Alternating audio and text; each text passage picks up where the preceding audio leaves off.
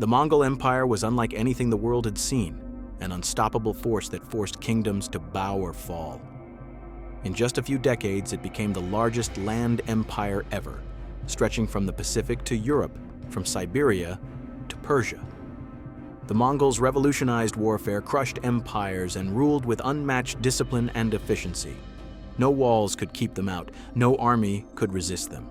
And at the heart of it all stood one man, Genghis Khan. Genghis Khan was more than a conqueror. He was a visionary shaped by hardship. Born into chaos, abandoned, enslaved, and left for dead, he survived a world where every ally could become an enemy, and every moment was a test of survival. He united warring Mongol clans, built an empire on absolute loyalty, and created a military system so advanced that even the strongest civilizations crumbled before it. His armies crushed the Jin dynasty, obliterated the Khwarezmian Empire, and sent shockwaves through Europe. But he was not just a destroyer. He established laws, promoted trade, and built a foundation that endured long after his death. Feared and revered, he was not just a man, but a force that reshaped the world. To understand the Mongols, we start where it all began, the steppe, a world of silence and storm, where the seeds of empire were sown in blood and ambition. This is the story of how a nomadic people rose to dominate half the world. The Mongolian steppe, vast, empty, and unforgiving, was their crucible. An endless sea of grasslands where the wind howled and winters froze the earth solid. Life here was harsh. Survival depended on endurance, skill, and an unbreakable will. The Mongols roamed freely, living in yurts and moving with their herds in search of food and water. Their strength rested on their mastery of the horse and their ability to hunt and fight. Mongol warriors were born in the saddle, raised with a bow in hand, learning to ride before they could walk. They did not build walls, they thrived on movement, shaped by the rhythm of the seasons and the vast expanse of the steppe. But this was a land of constant conflict. Before Genghis Khan, it was a world of endless tribal warfare where clans fought for resources, survival, and dominance. Blood feuds ran deep, alliances were fragile, and power was fleeting. Raids, betrayals, and violence were a way of life. Only the strongest could rise above the chaos. There was no unity, no empire, only scattered factions bound by kinship and torn apart by ambition. And yet, from this fractured world, something began to change. A leader emerged, not from wealth or bloodline, but from struggle. He united the tribes, forged loyalty through hardship, and transformed scattered clans into a single force. This is the story of the Mongols, people forged in the harshest conditions, raised by the steppe, and hardened by war. And it all begins with one boy, Temüjin, the child who would become Genghis Khan. The Mongolian steppe was a land of warriors, but it was also a land of omens. In the year 1162, beneath the endless sky, a child was born near the Onon River. His name, Temüjin. From the moment of his birth, it was said he was destined for greatness. Mongol legend tells that he entered the world clutching a blood clot in his fist, a sign among the steppe people that he would become a great leader, a man whose hands would one day be stained with the blood of his enemies. To the nomadic tribes, this was no mere superstition. It was a prophecy. A boy born with such an omen was believed to be chosen by the spirits of the land, fated to carve his name into the windswept plains. But fate is never kind. It does not grant power, it only offers the chance to seize it. His father, Yehuling, was a formidable warrior and the leader of the Börte clan, one of the many scattered Mongol tribes that roamed the vast steppe. A man of ambition and strength, Yehuling had built alliances through battle and diplomacy, binding his people together with force and loyalty. The Mongols of this time had no unified ruler, only warlords, chieftains, and khans, each vying for dominance in an endless cycle of bloodshed and betrayal. Yehuling understood that survival depended on alliances, and he sought to strengthen his son's future the way all steppe lords did, through marriage. When Temüjin was just 9 years old, his father took him on a journey across the plains to the lands of the Ongarat tribe, whose people were known for their strong warrior traditions. There, Yehuling arranged for his son to be betrothed to a young girl named Börte, the daughter of an influential Ongurut chieftain. Börte was barely older than Temüjin, yet in the Mongol world, a union like this was not about love. It was about survival. Marriage bound tribes together, ensuring peace between rival groups and securing the loyalty of warriors who might otherwise become enemies. According to tradition, Temüjin was to remain with Börte's family for several years, learning their ways and forming ties with her people before returning to his father's camp as a man. But fate had other plans. On his journey home, Yehuling encountered a band of Tatars, a rival tribe with whom he had a long-standing enmity. He shared a meal with them, unaware that the food had been poisoned. To the Tatars, it was an act of vengeance. Yehuling had once slaughtered their warriors in battle, and now they had struck back in the most insidious way. The poison coursed through his veins, and by the time he reached his camp, his strength had faded. He died within days, leaving his family leaderless in a world where a man's strength determined his worth. With Yehuling gone, the Borjigin clan fractured. Mongol law was merciless. Loyalty was not inherited. It was earned through power and dominance. Without a strong leader to command them, the warriors of the clan saw no reason to stay. They abandoned Yesugei's widow Yehuling and her children, leaving them to fend for themselves on the open steppe. In the harsh reality of Mongol life, a family without a protector was as good as dead. But Yehuling was not a woman who accepted defeat. She had been taken by Yehuling years earlier, kidnapped from a rival Merkit tribe and forced into marriage, but she had adapted, survived, and now she would do so again. With her children at her side, she led them into the wilderness, determined to keep them alive against all odds. The Mongolian steppe was a brutal teacher. There were no farmlands, no cities, only open grasslands that stretched as far as the eye could see, where survival depended on the ability to hunt, to ride, and to endure the unrelenting cruelty of the land. For years, Temüjin and his family lived in exile, scavenging for food, fishing in frozen rivers, digging for roots, and hunting whatever small animals they could catch. The bitter cold of winter cut through their bones, and in the summers the scorching sun turned the plains into a furnace. Temüjin learned the ways of the land not as a noble warrior, but as a survivor, a boy hardened by starvation, by suffering, by the knowledge that he could trust no one but himself. But survival alone was not enough. Among those who had been abandoned with him was his half-brother Bektur, older, stronger, and increasingly domineering. Mongol law dictated that the eldest son held authority over the family, and Bektur began asserting his control. He took food for himself, made decisions without consulting Temüjin, and threatened his position within the family. The tension between them grew, until finally, Temüjin made a decision that would define him forever. One day, he and his younger brother Kasar took up their bows and confronted Bektur. They knew that as long as he lived, they would never be free. With arrows loosed into his chest, Bektur fell dead on the frozen ground, his blood staining the earth. It was the first time Temüjin had taken a life, but it would not be the last. In Mongol society, patricide and fratricide were acts of ambition. Dangerous, but sometimes necessary. This was not murder. This was a claim to leadership. Years passed, and Temüjin began to rebuild what had been lost. He sought out old allies, forming bonds that would shape his future. Among them was Jamukha, a boy from a noble Mongol lineage, skilled in the art of war. The two became blood brothers, swearing loyalty to one another in the sacred Mongol tradition, a bond stronger than family. But there was another figure who would prove just as important, Börte, his childhood betrothed. By the time he was 16, Temüjin had returned to the Ongurut lands and claimed Börte as his wife. She was not merely a partner, she was a woman of keen intelligence and strong will, a match for a man who dreamed of something greater than mere survival. Together, they began building the foundations of a future that neither of them could yet imagine, but fate would test him again. The Mongolian steppe was ruled by cycles of violence, and Temüjin's growing influence had not gone unnoticed. The Merkits, an old enemy of his father, saw an opportunity to strike. They raided his camp, seized Börte, and carried her away. To the Mongols, this was not just an act of war, it was humiliation. A man who could not protect his wife was no man at all, but Temüjin was not broken. If anything, this moment hardened his resolve. Temüjin did not yet have the strength to take back Börte alone, but he had something far more powerful: loyalty. He sought out Togrul, the Khan of the Kurultai tribe, a former ally of his father, and reminded him of the bond between their clans. With Togrul's warriors and the support of his childhood friend Jamuka, Temüjin led his first great campaign. The Merkits were not prepared for the fury that followed. Their camp was burned, their warriors slaughtered, and Börte was rescued.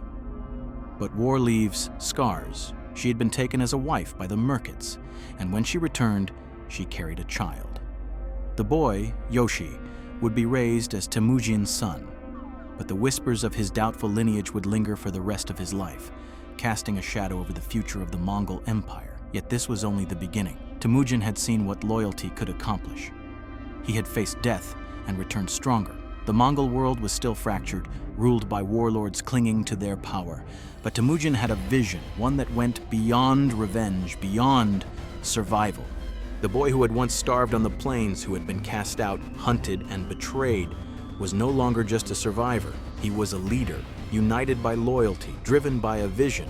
The Mongols would no longer be scattered clans fighting over scraps. Soon, they would be an empire. For generations, the steppe had seen countless warlords rise and fall, but none would leave a mark like him. The time for scattered tribes was ending. The time of Genghis Khan was about to begin. But even with Börte rescued and his first victory secured, Temüjin's trials were far from over.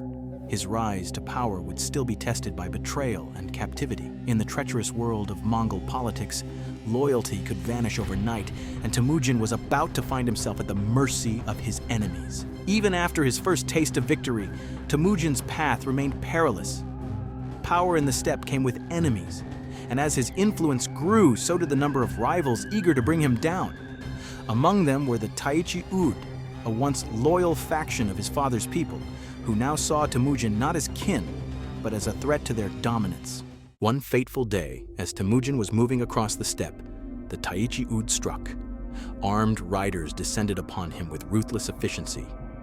There was no chance to fight back, no chance to escape. Outnumbered and overpowered, Temüjin was captured and dragged away, bound and humiliated. His captivity was not that of a respected hostage, but that of a humiliated prisoner. The Taichi Ud did not see him as a future leader, only as a boy to be broken. They bound him with a heavy wooden collar called a kang, a cruel device meant to restrict movement and mark him as a prisoner.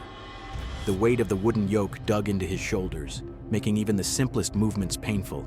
The Taichi Ud mocked him, parading him in front of their people like a captured animal. He was forced to perform menial labor, fetching water, tending to livestock, and enduring the constant jeers of his captors.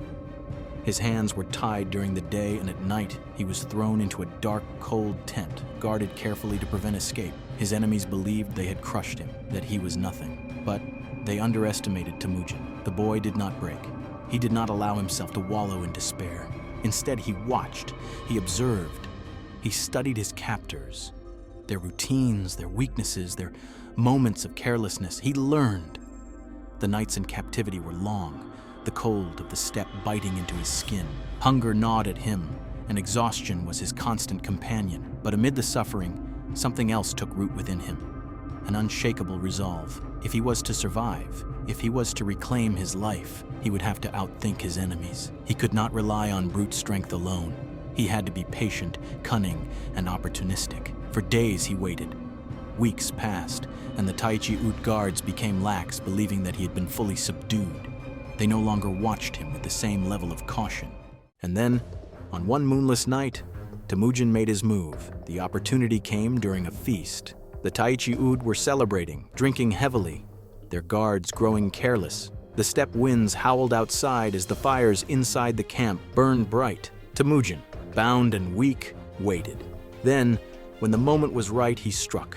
With every ounce of strength he had left, he broke free from his bonds, slipping away into the darkness. But his escape was far from simple. As he crept through the camp, his heart pounding, he heard voices, footsteps. A guard was approaching. Temüjin dove into a nearby stack of dried animal skins, burying himself beneath them. The guard passed, glancing around, but saw nothing out of place. He moved on. Temüjin remained perfectly still, hardly breathing, until the sound of footsteps faded, and then, without hesitation, he ran. The cold air bit at his skin as he sprinted across the steppe, his body screaming in protest, but he did not stop. He ran through the darkness, his bare feet pounding against the frozen earth, his breath coming in ragged gasps. He knew the Taichi Ud would not let him go so easily. If they caught him now, they would kill him. Hours passed. His lungs burned, his legs ached, but still he pushed forward. He was not just running for his life, he was running for his future. Finally, exhausted and near collapse, he found shelter. A poor family, a man loyal to his father, offered him refuge, hiding him from his pursuers. The Taichi Ud searched for him, but they never found him. By the time the sun rose, Temüjin was gone. He had escaped. Temüjin did not return to his family immediately. He knew that he needed more than just survival. He needed allies, protection, and a plan. And so, he sought out an old friend of his father, Togrul, the Khan of the Karaites. Togrul was no ordinary leader. He was a powerful Khan, a man who commanded respect and wielded influence over many tribes. More importantly, he had once been Yesugei's sworn brother, a bond that carried deep significance in Mongol culture. When Temüjin arrived, Togrul did not see a helpless boy. He saw something else, a survivor, a fighter, a future leader who had endured captivity and emerged stronger. The boy before him was not broken. He was sharpened by hardship. Under Togrul's protection, Temüjin began to rebuild. He observed the ways of leadership, understanding how power was gained, how alliances were forged, and how trust was cultivated. Togrul, a seasoned ruler, imparted valuable lessons, ones that Temüjin absorbed with unwavering focus. He learned the importance of loyalty, the necessity of strategic thinking, and the delicate art of diplomacy. But most importantly, Temüjin had learned something far greater, that survival was not just about strength.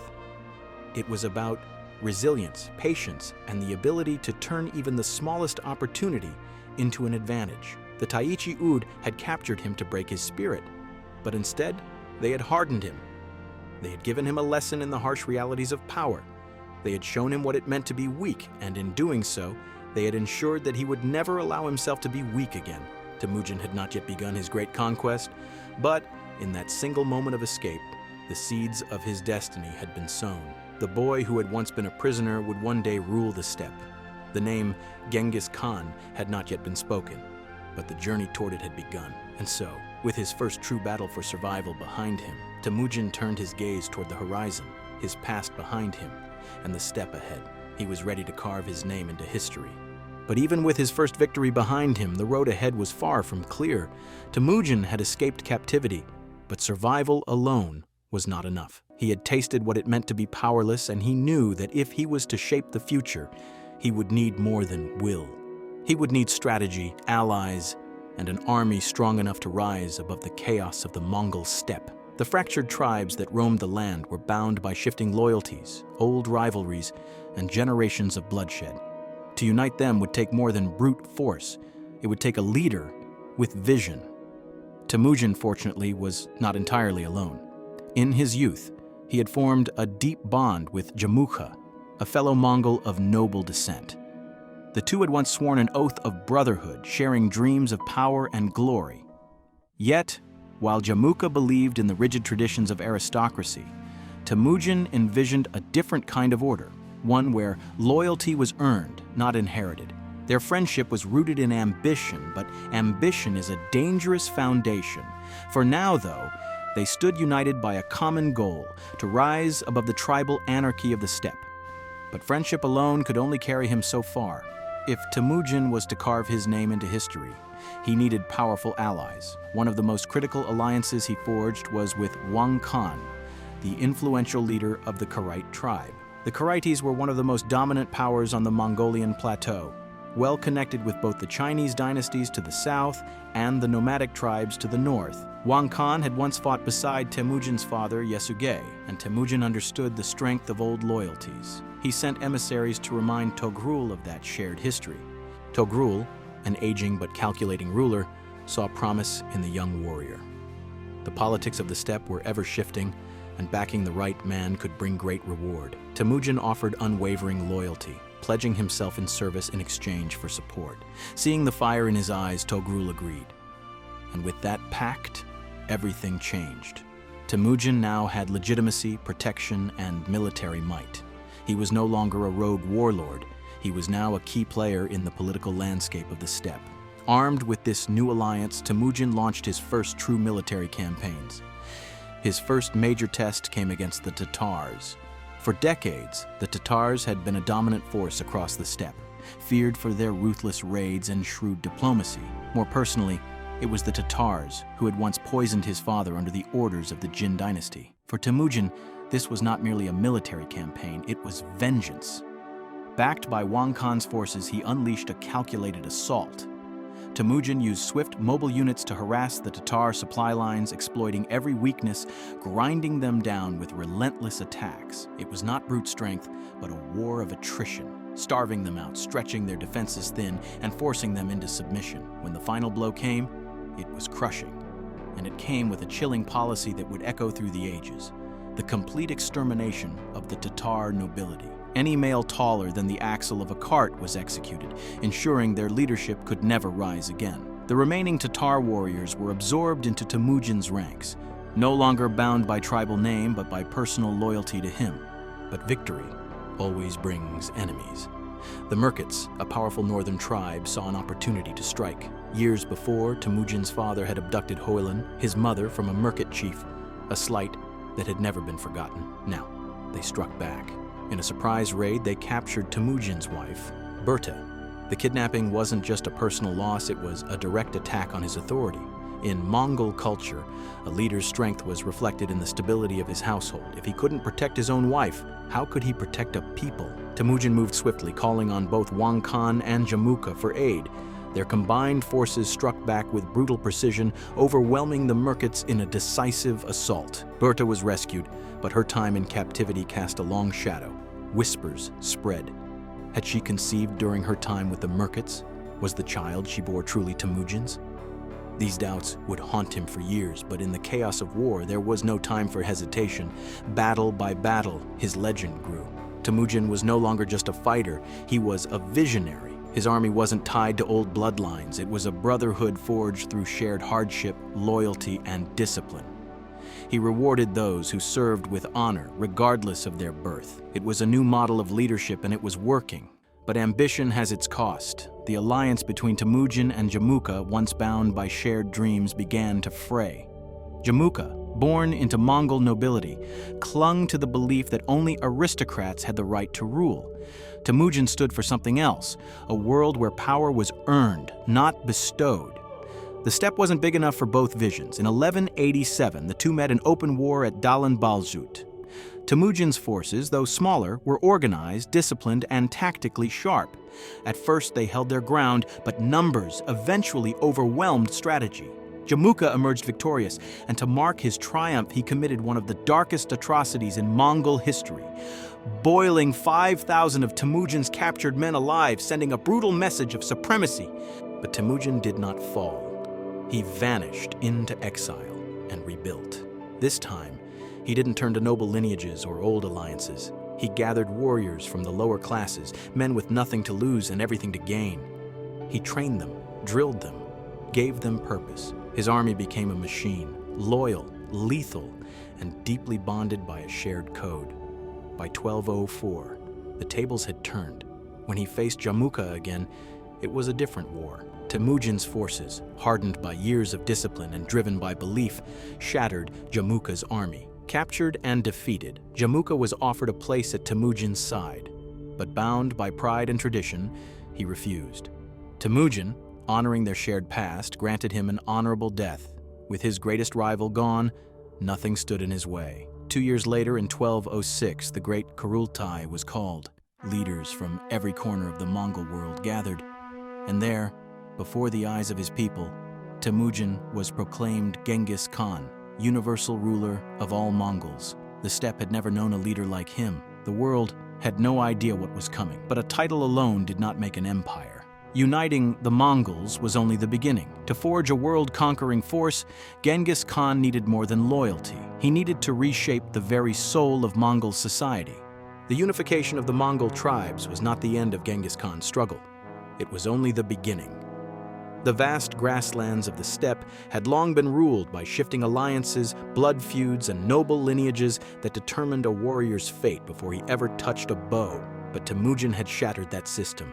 He had proven that loyalty and ability mattered more than noble birth, and now, with absolute power in his grasp, He set out to forge an empire that could survive beyond a single generation. The first step was breaking the chains of tribal division. For centuries, Mongol warriors had fought under their own clan banners, their loyalty bound to family over any larger cause. These fractured allegiances made Mongol armies unpredictable, turning battles into chaotic struggles between rival chiefs.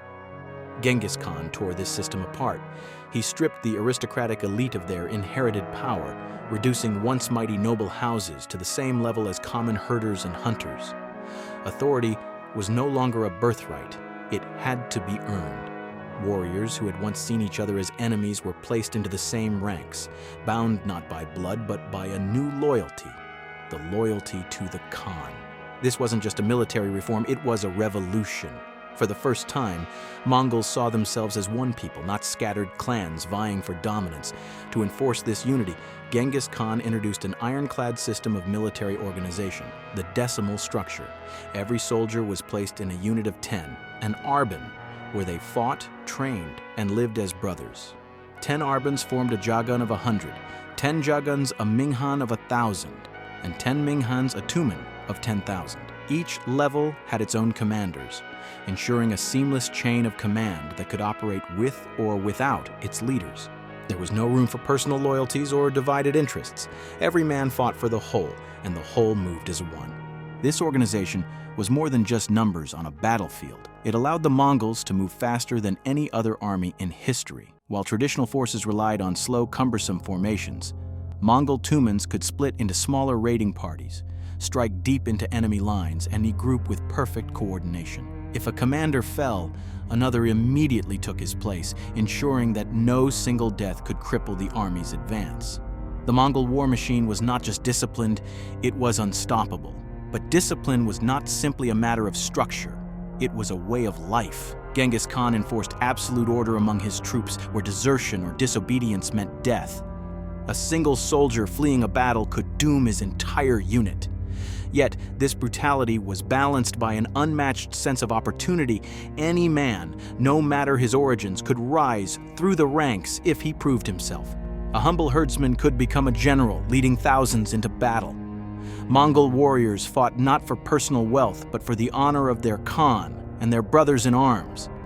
They were not just an army, they were a force bound by unshakable loyalty, driven by the promise of glory. But war was not won by strength alone. Genghis Khan understood the power of fear, deception, and psychological warfare. Mongol armies spread terror long before their arrival, ensuring that many battles were decided before a single arrow was loosed. Cities that resisted were not simply conquered, they were erased. Entire populations were massacred or enslaved, their ruins left as grim warnings to those who dared oppose the Khan. The message was clear: surrender, and you will be spared. Resist, and your name will be forgotten. This was no mindless slaughter, it was strategy. Word of Mongol brutality spread like wildfire, forcing cities to surrender without a fight. Yet, for those who yielded, Genghis Khan could be merciful. Surrendered cities were absorbed into the empire, their people protected and their lands left untouched. The Mongols wielded terror like a weapon, turning fear into their greatest ally. But their tactics went beyond fear. On the battlefield, they mastered deception, using feigned retreats to lure enemies into ambushes. They struck from unexpected directions, crossing deserts, mountains, and frozen rivers where no army should have been able to march. Enemies never knew when or where the Mongols would attack, only that when they did, the assault would be swift, merciless, and devastating. Yet conquest alone could not hold an empire together. Genghis Khan knew that his people needed more than victories. They needed law, order, and a common purpose. In 1206, at the Great Kurultai, he introduced the Yasa, a legal code that bound the Mongols under a single rule of law. The Yasa established severe punishments for crimes like theft, treason, and desertion, ensuring that order prevailed even in the chaos of expansion. But it also provided protection. It guaranteed religious freedom, allowing Muslims, Buddhists, Christians, and Taoists to worship freely under Mongol rule. It protected diplomats, ensuring that negotiations could happen without fear of treachery. It regulated trade, setting the foundation for the commercial networks that would stretch across the known world. The Yasa was not just law, it was the foundation of an empire. To govern such a vast domain, Genghis Khan needed more than laws. He needed communication. He created the Yam, a sprawling relay network of stations manned by fresh horses and skilled riders. Messages that once took months to travel now arrived in days, allowing the Khan to issue orders and receive reports from thousands of miles away. This was more than just a postal system. It was the nervous system of the empire, linking generals, governors, and merchants in a way no civilization had ever seen. Through the Yam, Genghis Khan held his vast empire in the palm of his hand, but perhaps his greatest strength was adaptation. The Mongols had mastered the open battlefield, but they had little experience with sieges. Rather than struggle against enemy fortifications, Genghis Khan learned from his enemies. He recruited Chinese engineers, Persian tacticians, and Islamic scholars to introduce advanced siege techniques. The Mongols incorporated catapults, battering rams, and early forms of gunpowder, turning their greatest weakness into one of their deadliest weapons. They studied naval warfare, river crossings, and urban combat, ensuring that no fortress, no matter how strong, could withstand the Mongol onslaught. Every conquest made them stronger, their army evolving with each new challenge. Genghis Khan had not just built an empire, he had created a war machine, a force unlike anything the world had ever seen. The Mongols were no longer scattered raiders of the steppe. They were a disciplined, organized, and unstoppable juggernaut. Every reform, every strategy, every law ensured that their power would not fade, but expand. They fought not just for plunder, but for something far greater, the legacy of their Khan. And across the horizon, kingdoms trembled. The Mongols were coming. And the first to face them was the Western Xia, a proud kingdom of fortified cities and desert strongholds. The Xia had long controlled the vital trade routes that linked China to Central Asia. Their rulers commanded immense wealth. Their armies were trained in defensive warfare, and their capital, Zhongxing, was surrounded by thick walls that had withstood enemy incursions for generations. The Xia believed they were untouchable, but they had never faced an enemy like Genghis Khan. In 1209, the Mongol war machine turned south, sweeping into Xia territory with the force of a storm. Villages burned, supply routes were severed, and outlying garrisons were annihilated before they could send for aid. The Mongol horsemen moved with terrifying speed, striking deep into enemy lands before vanishing like ghosts. But despite their initial success, they soon encountered a challenge unlike any they had faced before. The Xia, knowing they could not match the Mongols in open battle, retreated behind the thick walls of their fortresses. The Mongols had spent their lives mastering the open battlefield, where their cavalry could outmaneuver and overwhelm any enemy. But against stone walls, speed counted for nothing. For the first time, Genghis Khan's warriors faced a type of warfare they had little experience with: siege warfare. The steppe nomads were masters of the bow and horse, but they had no history of laying siege to fortified cities. The Xia, on the other hand, had perfected the art of defensive warfare, using their walls as impenetrable shields. The Mongols could raid the countryside, destroy crops, and terrorize the people. But without a way to breach the cities, they could not claim true victory. But Genghis Khan was not a man who accepted limitations. If siege warfare was what it took to win, then he would master it. He sought out Chinese engineers, either capturing them in raids or recruiting them with promises of reward, and set them to work, designing siege engines that the Mongols had never used before. They built catapults capable of hurling massive stones, battering rams to break down wooden gates, and siege towers to scale city walls. The Mongols studied every weakness in the Xia defenses, testing new strategies, learning from each failed assault, and adapting with every battle. Still, the Xia resisted. Their fortresses held firm, and their defenders rained arrows and boiling oil upon any Mongol who dared approach the walls. But Genghis Khan had learned another lesson: the power of nature itself. If walls could not be broken, then perhaps they could be bypassed. When the Mongols reached the Xia capital, Zhongxing, they found a way to turn the land itself into a weapon. Diverting a nearby river, they sent a raging flood crashing into the city, overwhelming its defenses in a way no army could. The devastation was total. Structures collapsed, defenses crumbled, and the once proud Xia, who had believed themselves safe behind their walls, now found themselves at the mercy of a force far greater than their own. By 1210, the Xia could resist no longer. Their rulers, faced with annihilation, surrendered to Genghis Khan. They swore loyalty to the Mongols, agreed to provide tribute and soldiers, and became a vassal state of the growing empire. It was more than just a victory, it was a transformation. The Mongols had proven that they could conquer not only through brute force and cavalry charges, but through strategy, engineering, and patience. They had adapted, learned, and overcome one of the greatest obstacles any nomadic army had ever faced. With the Western Xia under their control, the Mongols had taken their first step toward domination. But this was only the beginning. The conquest of China had begun, and a far greater challenge loomed on the horizon. The Jin dynasty, the mightiest empire in northern China, watched in growing alarm. They had dismissed the Mongols as mere raiders, insignificant horsemen from the north. But now, with Xia defeated, they realized the terrifying truth. The Mongols were not just a passing threat, they were an unstoppable force. And they were coming for the Jin next. The great dynasty, which had once commanded vast armies and unshakable fortresses, now stood in the shadow of an enemy unlike any they had faced. But the Mongols were not charging blindly into war. They had learned from every battle, refining their tactics with each conquest. With each campaign, they discovered new ways to break even the strongest defenses. The Mongols had proven that no fortress was truly impenetrable. Their victory over the Western Xia had taught them a critical lesson, one that would reshape the way they fought in the years to come. Genghis Khan had seen firsthand the limits of cavalry when faced with stone walls, and he knew that brute force alone would not be enough to bring China to its knees. If he was to defeat the mighty Jin dynasty, he needed more than just warriors. He needed to turn the land itself into a weapon. The Mongols had already demonstrated their ability to manipulate the environment, using river floods to breach the defenses of cities like Zhongxing. But these tactics were not born solely from Mongol ingenuity.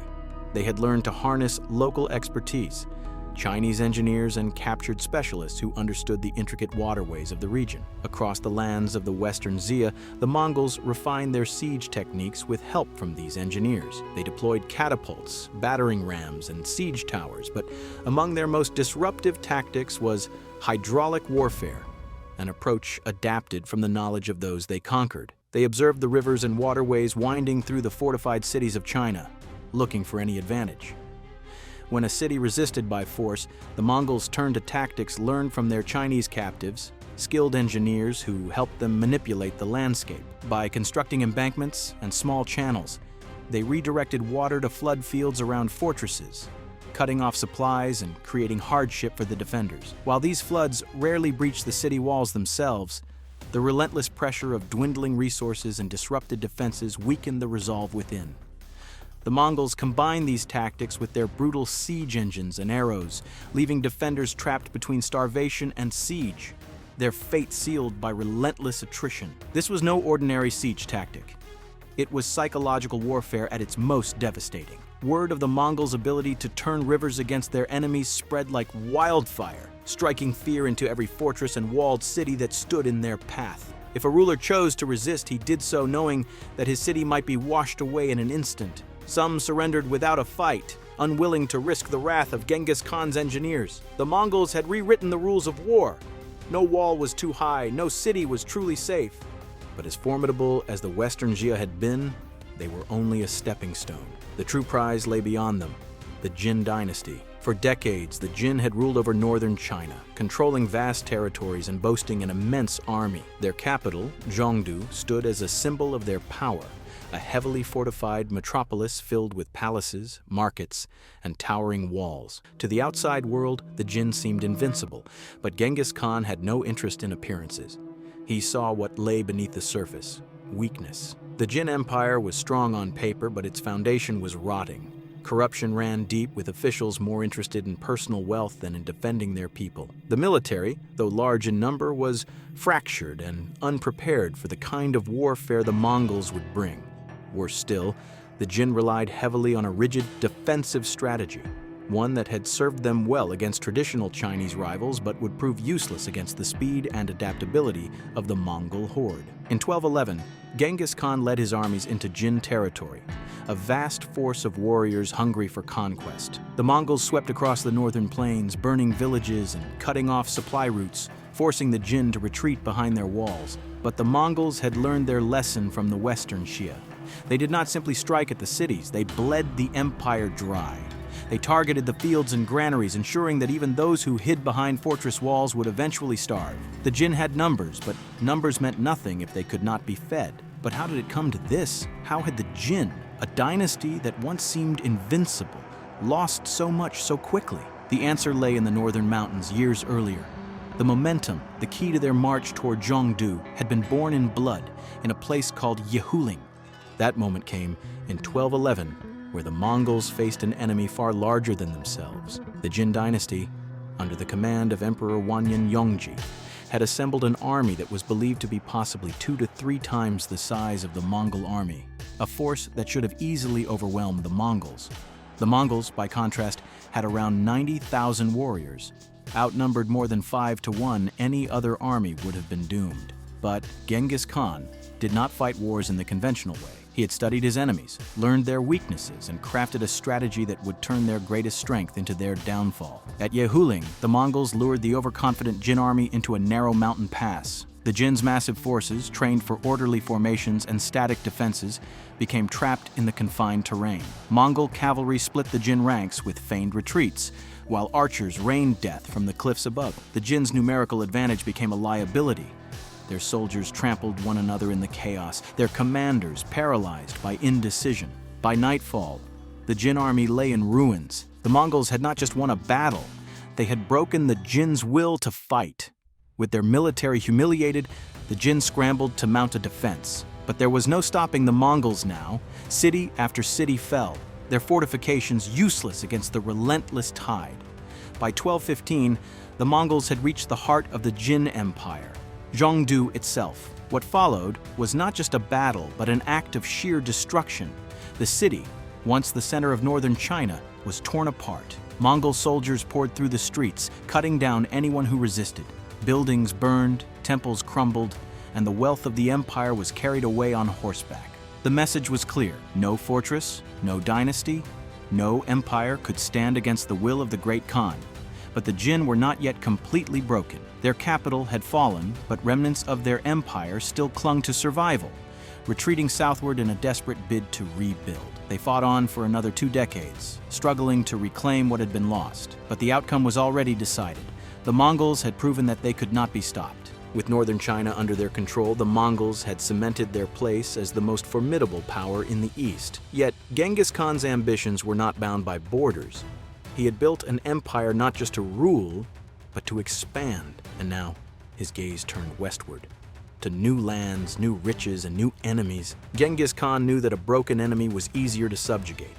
He had no interest in long, drawn-out wars where cities resisted to the last man. Instead, he weaponized fear itself, using psychological warfare to make sure his enemies surrendered before they even had the chance to fight. The Mongols did not just kill their enemies, they made examples of them. Word of their brutality spread faster than their armies. Messengers and refugees carried stories of Mongol massacres so horrifying that entire cities surrendered without a fight. And when the Mongols sacked a city, they did not just plunder it and leave. They destroyed it so completely that no one dared resist them again. It was not just about conquest, it was about control through terror. When a city resisted, the Mongols exterminated entire populations. Tens of thousands, sometimes hundreds of thousands, were slaughtered in a single day. Survivors were sent to other cities, deliberately spared so they could tell the tale of what happened to those who defied the great Khan. The Mongols even used psychological tactics in battle, slaughtering civilians outside the walls of a besieged city to force the defenders to watch, breaking their spirits before the fighting even began.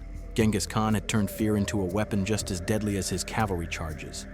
His reputation alone often won battles before they even started.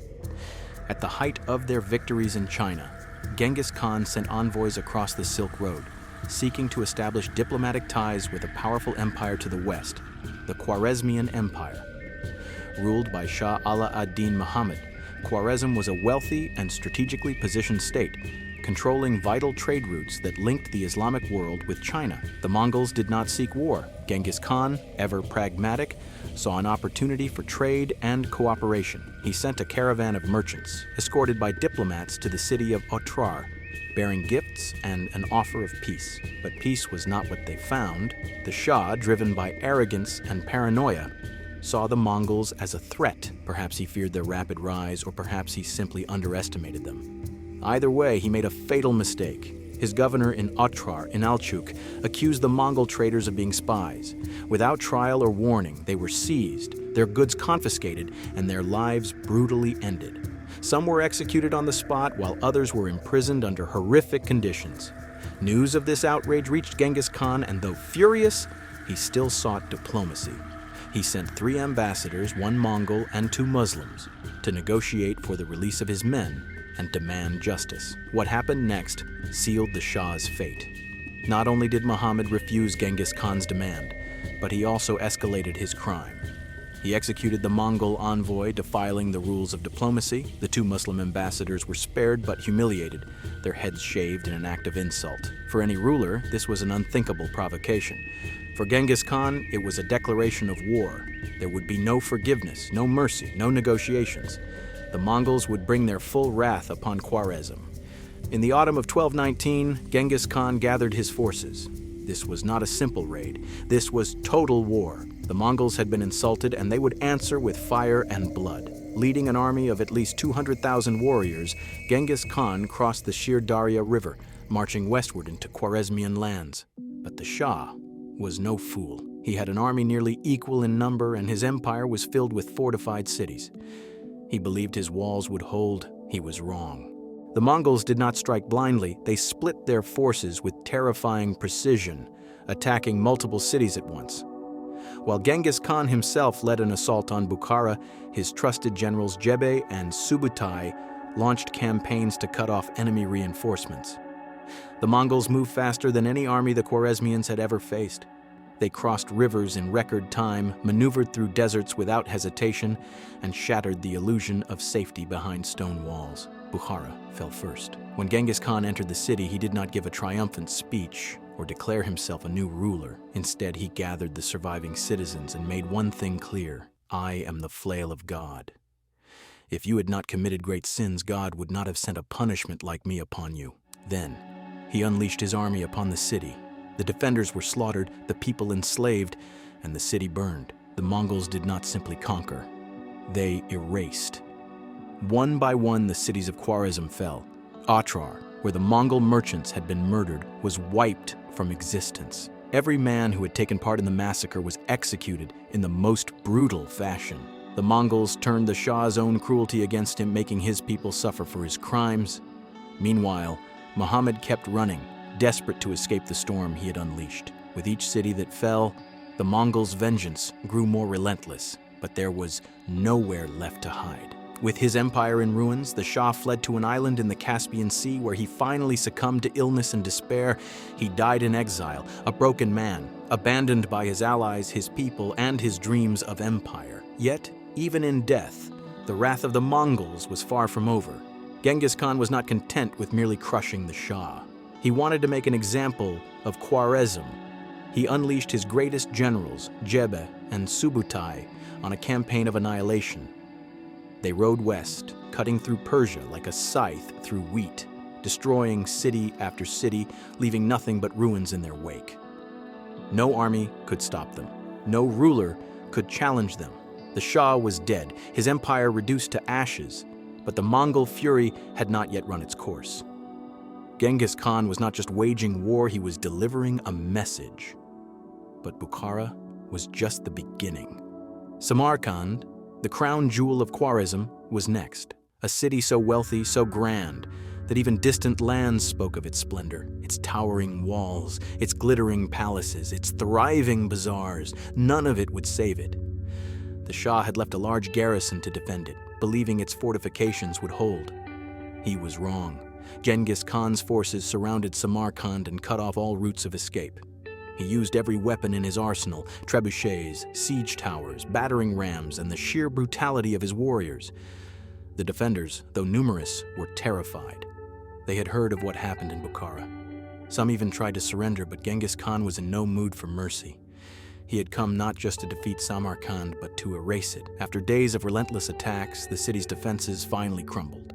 The Mongols poured in like a flood. The slaughter that followed was beyond comprehension. Tens of thousands were executed. Mongol riders hunted down those who fled, cutting them down in the streets.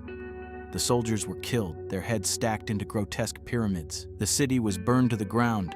Samarkand, the greatest city of Khwarezm, was no more, but the Mongols were still not done. Nishapur suffered the worst fate of all. Unlike other cities which merely resisted, Nishapur personally insulted Genghis Khan's family. His son-in-law, Tokuchar, was killed there during the fighting. For that, the city paid the ultimate price. When the Mongols arrived, there was no real battle, only punishment. The city's defenses collapsed almost immediately, and the slaughter began. Tokuchar's widow, consumed by grief and rage, gave a chilling order: kill them all.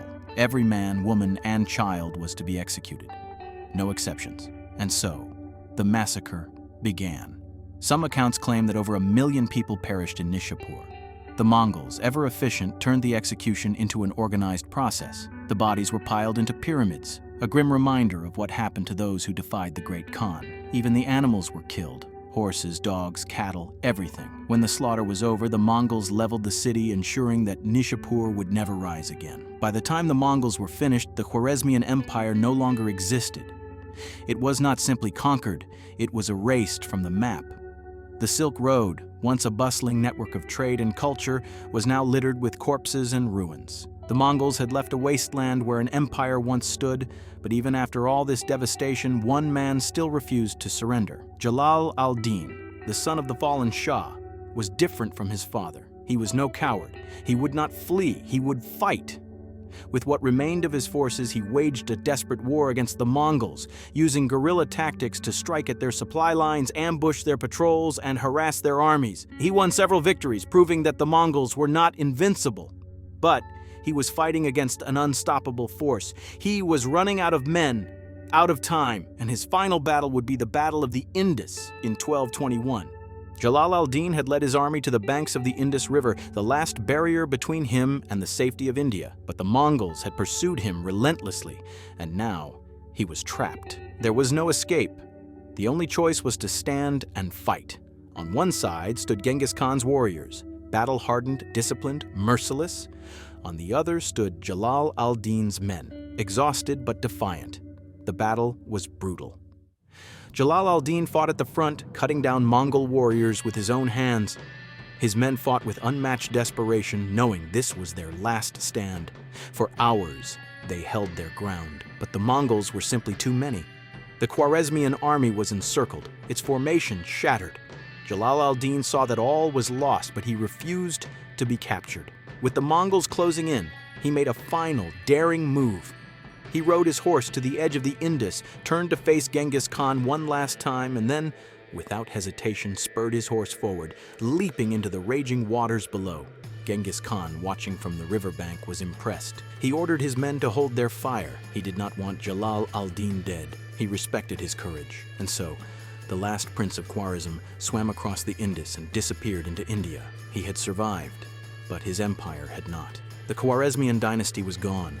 Its cities were dust, its people were corpses, its rulers were either dead or in exile.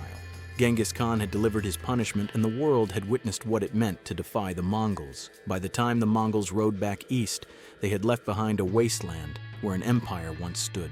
The rivers ran dark with blood. The Silk Road, once the lifeline of civilization, was now silent, and in the ruins of Khwarezm, the words of Genghis Khan still echoed, "I am the flail of God," and there was no one left to argue.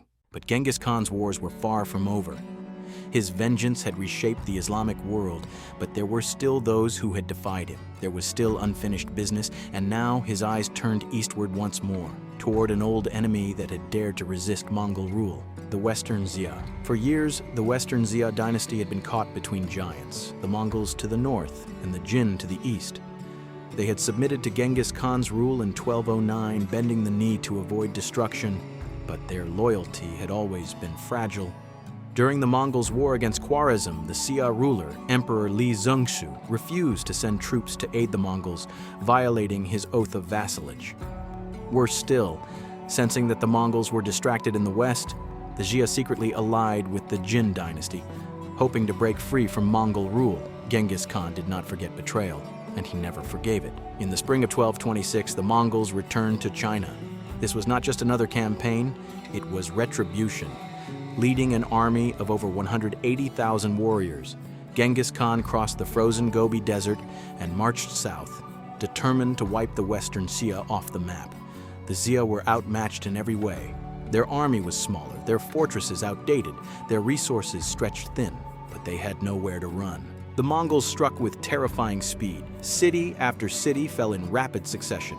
The Tangut capital, Zhongxing, braced itself for a siege, but Genghis Khan was in no hurry.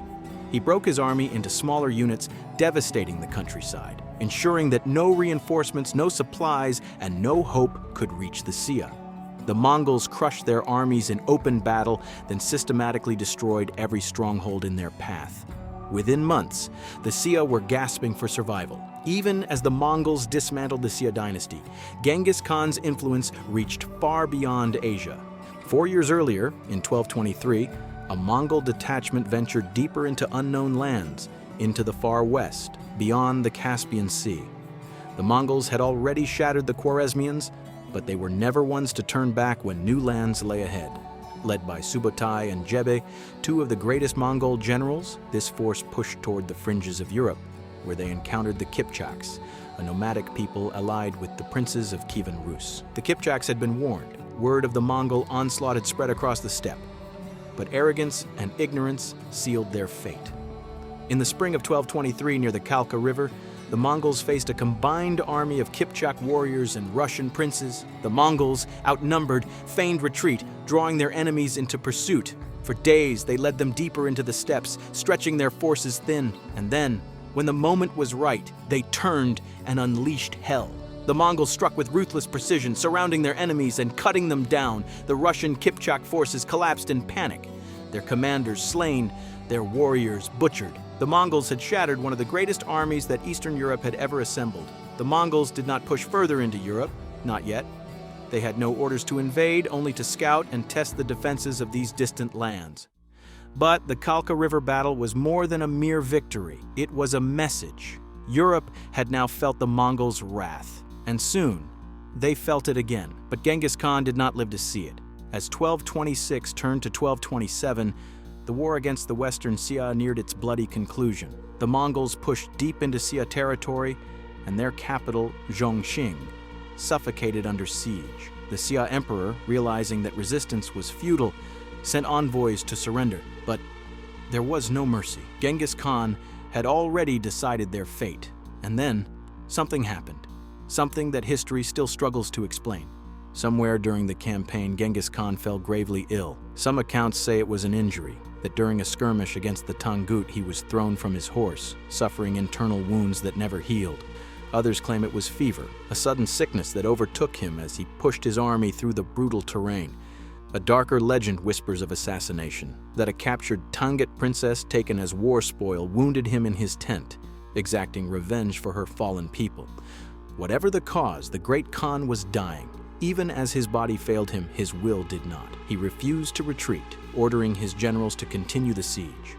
By August 1227, Zhongxing fell. The Xia emperor surrendered and was immediately executed. The city's people, its nobles, its soldiers, none were spared. Genghis Khan had made his judgment, and the Western Xia ceased to exist. It was the last conquest of his life. Shortly after the fall of Zhongxing, on August 18, 1227, Genghis Khan died. He was 65 years old. His empire, however, did not die with him. The Mongol war machine did not stop. In the years to come, it thundered across the world, invading Persia, Russia, the Middle East, and finally Europe itself. Genghis Khan carved an empire from nothing. He took scattered tribes and forged them into the most feared force in history. He shattered the greatest civilizations of his time, and when he was gone, the world still trembled at his name. The mystery of Genghis Khan's passing and his secret burial remained a testament to his enigmatic legacy.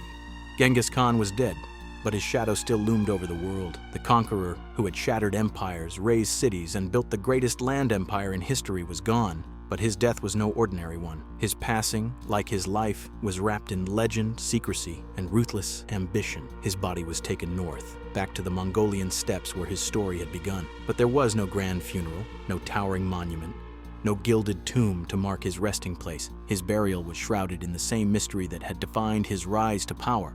The Mongols did not carve statues or inscribe his name in stone. They did something far more powerful. They erased his grave from history. According to Mongol custom, a secret burial was carried out under the cover of darkness. His body was escorted by an elite guard, traveling a hidden route so that no enemy, or even ally, could ever locate the spot where the great Khan would rest. Some accounts claim that anyone who crossed the funeral procession's path was slaughtered, ensuring that no witness lived to tell of its journey. Others say that the men who buried him were executed on the spot, their blood sealing the secret forever. The Mongols understood one thing better than most: knowledge was power, and the knowledge of Genghis Khan's tomb was too dangerous to exist. Some legends say he was buried beneath a nameless hill in the Khenti Mountains, his grave hidden beneath layers of rock and earth. Others claim that his warriors diverted a river to wash over his burial site, concealing it beneath an eternal flow of water. Another story tells of a vast plain where 1,000 horses trampled the ground until no trace of his tomb remained. And yet, another whispers of a great forest, planted over his grave so that nature itself would guard his secret. For centuries, the search for Genghis Khan's tomb has drawn adventurers, archaeologists, and treasure hunters, but none have found it. To this day, the resting place of history's greatest conqueror remains one of the world's greatest mysteries. His empire was built on blood, fire, and steel, but in death, he became a ghost, his bones lost to time. Yet while his body disappeared, his empire did not. The Mongol world had lost its master, but Genghis Khan had not left it leaderless. Before his death, he had made a decision that would shape the fate of his empire for generations. The question of succession had been a dangerous one that, if left unanswered, could have torn the Mongols apart. He had 4 sons by his chief wife, Börte, Jochi, Chagatai, Ögedei, and Tolui, and each had their own ambitions. Jochi, the eldest, should have been the natural heir, but his bloodline had always been in question. He had been born shortly after Börte was captured by a rival tribe, and though Genghis Khan had raised him as his own, doubts lingered. Was he truly the son of the great Khan, or was his father another man? Chagatai, the second son, had no patience for these uncertainties. He openly declared that Jochi could never rule the Mongols. Their rivalry grew bitter, so bitter that Genghis Khan feared their feud could rip the empire apart. The tension was never resolved. Jochi died in 1225, just 2 years before his father, under circumstances that remain unclear. Some claim it was illness, others whisper of poison. Whatever the truth, his death removed one major obstacle from the succession. But it did not remove the threat of civil war. Genghis Khan needed to make his choice. He turned to Ögedei, his 3rd son. Ögedei was not the strongest of his sons, nor the most accomplished on the battlefield, but he was the most balanced. Where Chagatai was hot-tempered and Jochi too independent, Ögedei remained calm, diplomatic, and fiercely loyal. He was the one his father trusted to keep the empire together. And so, Genghis Khan named Ögedei as his successor, the next great Khan of the Mongols. But it was not a simple transition. The empire was too vast to rule by one man alone. So Genghis Khan divided it, ensuring that each of his remaining sons held a share. Chagatai governed the Central Asian heartlands, and Tolui, the youngest, took Mongolia itself, the sacred homeland, the core of Mongol power. Even in death, Genghis Khan thought ahead. He had spent his life building an empire that stretched from the Pacific Ocean to the Caspian Sea. He refused to let it crumble because of his passing. His final act was not conquest. It was control. He ensured that the Mongol machine did not stop, and it didn't. In 1229, after much deliberation among the Mongol nobility and military leaders, Ögedei is formally elected as the Great Khan. His ascension meets resistance, as some factions of the empire's ruling elite seek to place a more aggressive leader in charge, someone who continues Genghis Khan's relentless conquests. But Ögedei's leadership skills silence these doubts. The task before Ögedei is monumental. The Mongol Empire stretches from the Korean Peninsula to the Caspian Sea, an expanse so vast it threatens to collapse under its own weight. Genghis Khan forged this empire through unrelenting conquest, but after his death, strong leadership must hold it together and prevent fracturing into warring factions. Ögedei understands that his priority is not immediate expansion, but the consolidation of Mongol power. He reestablishes the administrative system his father put in place, refining the tribute system and improving infrastructure. Roads and relay stations, YAM, expand, binding the empire's distant territories to Karakoram. Ögedei also leverages Silk Road trade wealth to fund his campaigns, securing loyalty from Mongol generals through shared spoils. But while Ögedei's reign brings stability, it does not halt the Mongol war machine. Genghis Khan's conquests were ceaseless, and Ögedei, though more diplomatic, understands the need to continue expanding the empire to maintain its strength. One of the most significant military campaigns of his rule is the Mongol invasion of China, a campaign that sees the fall of the Jin dynasty, a key part of Ögedei's strategy to secure the empire's southern borders. The Jin dynasty had been a long-standing adversary of the Mongols. Genghis Khan had already inflicted devastating blows to the Jin during his own campaigns, but Ögedei, determined to finish the job his father had started, launched a full-scale assault. By 1232, the Mongols, under the command of Ögedei's generals, had laid siege to the Jin capital of Zhongdu, modern-day Beijing. The Mongols, with their advanced siege tactics and relentless determination, eventually breached the city's walls, dealing a crippling blow to the Jin dynasty's power. The conquest of Zhongdu was not just a military victory. It symbolized the Mongols' mastery of China and their growing dominance in East Asia. The Jin Empire was eventually destroyed, and its territories were absorbed into the Mongol realm. Silk Road wealth bankrolled sieges like Zhongdu, funding the engineers and mercenaries needed to crush walled cities. But Ögedei's ambitions did not stop there. He knew that the collapse of the Jin dynasty was only one part of the larger puzzle of controlling China. To secure Mongol dominance, he knew that the Song dynasty, which controlled southern China, must also be brought to heel. Ögedei's expansion into the heart of China would continue under his successors, but the conquest of the Jin was a vital step toward solidifying Mongol power in the region. Ögedei's rule, while characterized by administrative reform and territorial consolidation, was not without its challenges. His commitment to continuing Genghis Khan's legacy meant that the Mongol Empire still engaged in aggressive warfare and expansion. While much of his attention was focused on China, Ögedei's reign also saw incursions into Central Asia, Persia, and the steppes to the west. His generals, many of whom had been trusted lieutenants of his father, carried on the conquests that had defined the Mongol Empire. One of Ögedei's greatest achievements was his ability to navigate the complex political landscape that Genghis Khan had left behind. He balanced the ambitions of his brothers, Chagatai in Central Asia and Tolui in Mongolia, while centralizing authority in Karakoram. His rule allowed the Mongols to maintain their dominance without overextending their resources, striking a balance between expansion and stability. Yet, the challenges that Ögedei faced were not just external. His reign was marked by internal struggles as well.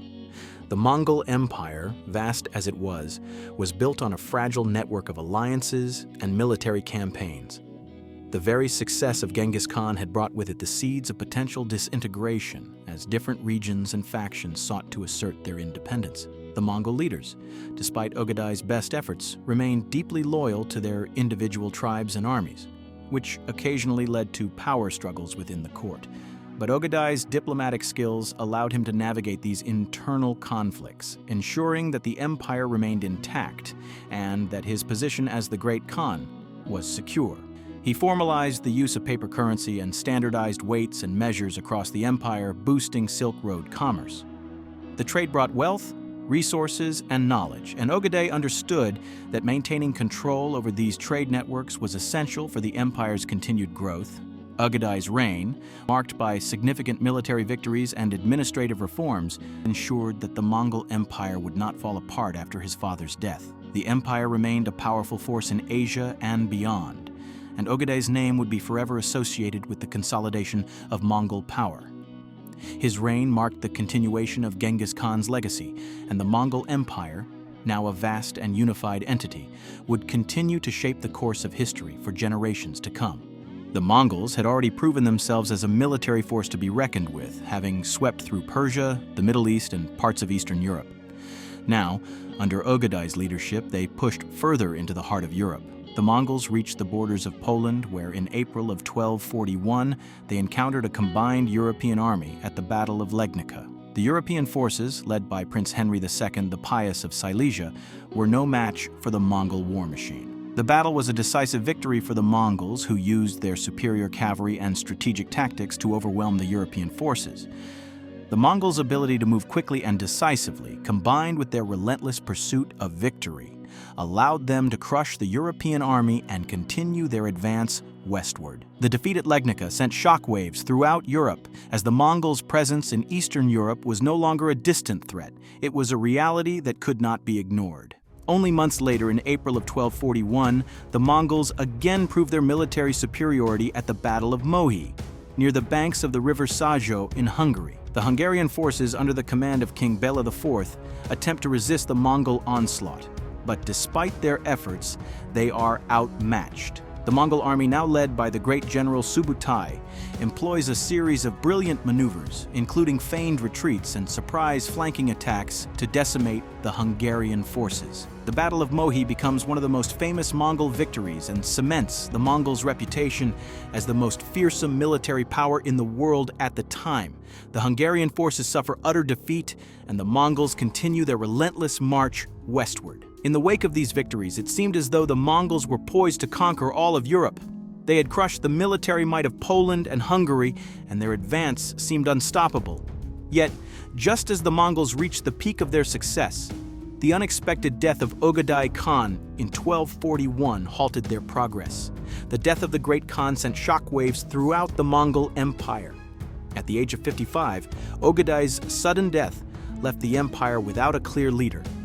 The Mongol advance into Western Europe was abandoned, and the army withdrew to resolve the succession crisis.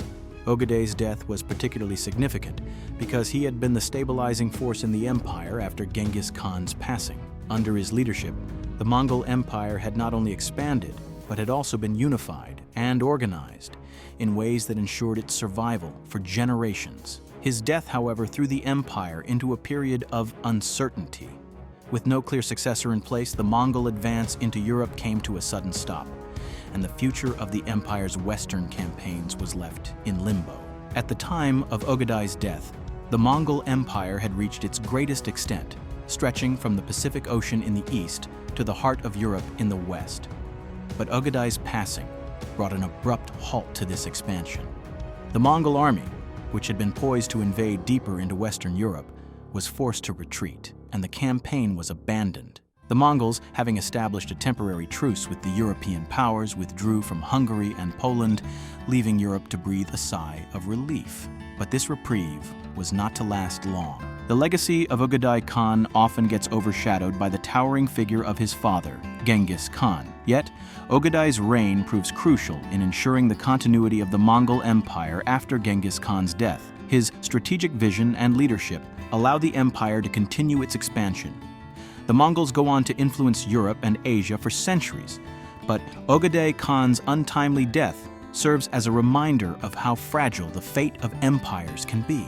As the Mongol Empire enters a new era after Ögedei's death, it becomes clear that the empire's future depends on the ability of its rulers to maintain the stability and unity that Ögedei worked so hard to achieve. After the sudden death of Ögedei Khan in 1241, the Mongol Empire plunged into political instability. Ögedei's reign, while pivotal in consolidating the empire's power and expanding its territories, left no clear plan for succession. His passing created a power vacuum that ignited a struggle for control over the vast empire stretching from China to Europe. The Mongol leadership divided as different factions of the royal family vied for dominance, each claiming the throne. The political climate grew tense, with rivalries brewing between powerful figures like Batu Khan, leader of the Western Mongol territories, and those who aimed to continue Ögedei's vision. As the empire fractured along familial and regional lines, the Mongols faced their first real test in the post-Ögedei era. The succession crisis intensified with the rise of Guyuk Khan, Ögedei's son. Despite his royal lineage, Guyuk did not earn universal respect, and his reign proved brief and marked by internal divisions. He was elected Great Khan in 1246, a decision steeped in controversy. Several factions contested his rise to power, most notably Batu Khan, who wielded significant influence in the empire's western lands. Batu, having led successful campaigns in the west, held sway over Mongol territories extending into Eastern Europe, and he resented Guyuk's ascendancy. This conflict between the two Khans sparked a prolonged period of tension and rivalry that affected power dynamics within the empire and hindered its ability to act as a unified force. Guyuk's rule lasted only from 1246 to 1248. His reign centered on attempts to strengthen his position, but opposition from family members and regional leaders persisted. Batu Khan, one of the most powerful figures since Genghis Khan's death, refused to submit to Guyuk's authority. The dispute between the two Khans escalated as Guyuk tried to assert control over Batu's territories, but Batu's military and political power remained a major obstacle. The clash between these leaders weakened the Mongol Empire's central authority and created divisions that took years to heal. Beyond his conflict with Batu Khan, Guyuk's reign also faced resistance from within his own court. His leadership style was abrasive, and he struggled to maintain the loyalty of key factions within the Mongol aristocracy. His policies, including his approach to military campaigns and his relationships with his generals, led to a loss of support from some of the Mongol elite. As a result, Guyuk's leadership became increasingly unstable, and the empire began to fracture further under his rule. His brief reign, though marked by attempts at consolidating power, ultimately failed to resolve the internal divisions that had emerged after Ögedei's death. In 1248, just 2 years into his reign, Guyuk Khan died unexpectedly. The cause of his death remains uncertain, though some sources suggest that it was due to a combination of illness and the stresses of ruling an empire plagued by internal dissent. Guyuk's death threw the Mongol Empire into further disarray, and once again, the question of succession became urgent. With the death of the great Khan, the empire was left without a clear leader, and the competition for the throne intensified once more. Following Guyuk's death, a regency was established under the leadership of Ogul Gaimesh, the widow of Ögedei Khan. Ogul Gaimesh, known for her political acumen and influence within the Mongol court, took on a prominent role in managing the empire during this tumultuous period. She served as regent from 1248 to 1251, effectively holding the reins of power while the various factions within the empire maneuvered for control. Under her regency, the Mongol Empire experienced a period of relative stability, though the underlying tensions between competing factions remained unresolved. Ogul Gaimesh's role as regent was pivotal in maintaining some semblance of unity within the empire. She worked tirelessly to balance the various interests of the Mongol elite, including those of the senior generals, the royal family, and the regional leaders. Her diplomatic skills were crucial in preventing outright civil war, but the empire's future remained uncertain. During this period, the Mongols continued their military campaigns in various regions, but the internal struggles for power slowed their momentum. The empire's expansion into new territories was hampered by the ongoing power struggle, and its internal cohesion was strained. While Ogul Gaimesh's regency ensured that the Mongol Empire did not collapse entirely, the question of succession remained unresolved. The Mongol court was deeply divided, with various factions pushing for their preferred candidates to assume the role of Great Khan. In 1251, after 3 years of regency, the decision was made to crown Mongol Khan, the eldest surviving son of Tolui and the brother of Kublai Khan, as the new Great Khan. Mongol's rise to power marked the end of the regency and the beginning of a new phase in the Mongol Empire's history. His election as Great Khan helped to stabilize the empire to some extent, but the legacy of internal divisions lingered. With Mongol Khan's ascension in 1251, the Mongols turned from internal strife to renewed conquest. Mongol, a decisive and ruthless leader, wasted no time consolidating his rule. He purged rival factions, exiling or executing key figures who had opposed his rise. His reign marked the Mongol Empire's final push toward global dominance, with campaigns launched simultaneously into the Middle East and China. The first major step in this expansion was the campaign into the Middle East. Mongol dispatched his brother Hulagu to lead a devastating invasion of Persia and the Abbasid Caliphate. In 1258, Hulagu's forces besieged Baghdad, the heart of the Islamic world. The city fell after a brutal assault, its libraries burned and its population slaughtered. The destruction of Baghdad marked the end of the Islamic Golden Age and cemented Mongol dominance in the region. Meanwhile, Mongol focused on completing Genghis Khan's unfinished ambition, the conquest of China. His brother Kublai, leveraging his knowledge of Chinese politics and warfare, spearheaded the campaign against the Song dynasty in the south. Under Mongol's command, the Mongols captured strategic territories, weakening the Song's defenses and paving the way for Kublai's eventual establishment of the Yuan dynasty. Yet Mongol's relentless campaigning took its toll. In 1259, during the siege of Diaoyu Castle in Sichuan, he fell ill, likely from cholera or dysentery, and died. His death shattered the empire's fragile unity. A civil war erupted between his brothers Kublai and Börte, each claiming the title of Great Khan. The Mongol Empire, stretched across continents, began to fracture into rival khanates. Despite this fragmentation, Mongol's reign left an indelible mark. The Mongols reached their territorial zenith, dominating lands from Baghdad to Beijing. His campaigns redefined Eurasia, but his death exposed the empire's fatal flaw, its dependence on a single leader. The Mongol Empire never again operated as a unified force, yet its legacy endured, reshaping trade, culture, and power dynamics for centuries. The civil war between Kublai and Börte, sparked by Mongol Khan's death in 1259, had immediate consequences across the empire. Hulagu Khan, then campaigning in the Middle East, was recalled to support Kublai's claim, leaving behind only a token force under General Kitbuka. This sudden withdrawal created a power vacuum.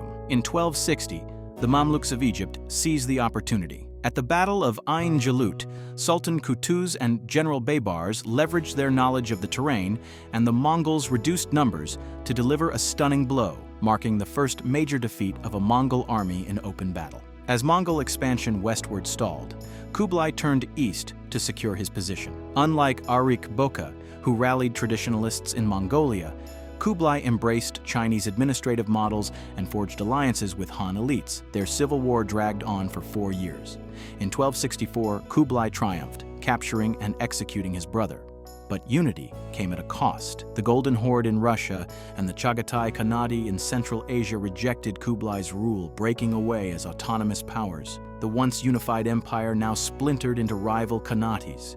While the Yuan dynasty defined the eastern legacy of Mongol power, the western frontier told a different story, one shaped decades earlier. Before Kublai ever ruled in China, the Mongol tide had surged into Eastern Europe under Batu Khan, a grandson of Genghis. In the early 1240s, Batu's army swept through the fractured Rus principalities with devastating force. In 1240, Kiev, the great cultural and political center, fell. Its population was slaughtered or scattered, and the city's influence shattered. The destruction of Kiev marked the end of Kievan Rus's dominance and opened the door for a new Mongol presence, the Golden Horde. Formed in the aftermath of this conquest, the Golden Horde emerged as a powerful western division of the Mongol Empire. Batu Khan, though nominally loyal to the Great Khan, ruled his realm with considerable independence. From the mid-13th century onward, the Golden Horde became the dominant force in the Russian steppe, establishing a new political order that endured for centuries. With Kiev in ruins and its influence broken, the Mongols turned their attention to consolidating their power over the Rus lands. The Golden Horde, named after the golden tent of its Khan, governed through a system of indirect control. Rather than stationing large armies in every city, they imposed a tribute system on the various Russian principalities. Local princes retained their thrones but were required to pay heavy taxes to the Khan. This tribute, known as the Yarlik, not only affirmed Mongol supremacy but also served as a means for Russian rulers to legitimize their own authority. The system fostered a delicate balance: Russian autonomy under Mongol oversight. The Horde maintained dominance without constant military occupation, while the Russian princes vied for favor from the Khan to secure their positions. Over time, this dynamic left a deep imprint on Russian political structures, centralization, and governance. Despite the brutality of their arrival, the Mongols inadvertently laid the groundwork for the rise of Moscow and a new Russian state, one forged under the shadow of the Golden Horde. Kublai now fixed his sights on China. In 1271, he proclaimed the Yuan dynasty, adopted Chinese imperial titles, and moved his capital to Dadu, modern-day Beijing. One of the most significant military campaigns during this era was the Mongol conquest of the Song dynasty in China. The Song Empire had long been a thriving, prosperous state, renowned for its advanced technology, commerce, and culture. But by the mid-13th century, the Song dynasty had become vulnerable, plagued by internal strife and weakness against the relentless Mongol invasions. Kublai Khan, determined to solidify Mongol rule over China, launched an all-out assault on the Song, beginning in 1268 and lasting until the fall of the capital Hangzhou in 1276. The siege of Hangzhou was brutal. The city's once thriving streets were littered with the bodies of its defenders, and the Mongols, known for their siege tactics and ruthlessness, ensured that no resistance would survive. The final blow came in 1279, when the Song fleet was destroyed at the Battle of Yamen. The defeat marked the end of the Song dynasty and the consolidation of Mongol control over China. It was a victory of immense significance for Kublai Khan and the Mongols. By 1271, Kublai Khan had formally established the Yuan dynasty, becoming its first emperor. This marked a new chapter in Chinese history. For the first time, China came under the rule of a foreign conqueror, but the Mongols' ability to govern and adapt to Chinese culture set the stage for a new era of governance, with lasting effects on the country's social and political structures. The Yuan dynasty heralded an era of trade, technological advancement, and cultural exchange between East and West that shaped the future of both China and the wider world. However, even as Kublai Khan expanded his reach into China, his ambitions extended beyond its borders, leading to a series of failed attempts to expand the Mongol Empire into Japan. The Mongols launched two major invasions of Japan in 1274 and again in 1281. These invasions, though initially appearing to be unstoppable with the Mongol war machine in full force, met unexpected resistance. The first invasion, in 1274, involving a vast fleet and thousands of soldiers, was repelled by the fierce defense put up by the Japanese. The Mongols, underestimating the strength of Japanese fortifications and naval capabilities, faced significant losses in the campaign. The second invasion in 1281 became legendary. Kublai Khan, emboldened by his successes in China, ordered an even larger invasion force. Hoping to crush Japanese resistance once and for all, the Mongols assembled one of the largest fleets the world had ever seen, with an estimated 4,000 ships and 140,000 men. However, the Japanese were prepared this time, bolstering their defenses and fiercely resisting the Mongol invaders. As the Mongols attempted to land, disaster struck. A powerful storm, later dubbed the Kamikaze, or Divine Wind, swept in and decimated the Mongol fleet. The storm destroyed much of the fleet and forced the Mongols to retreat.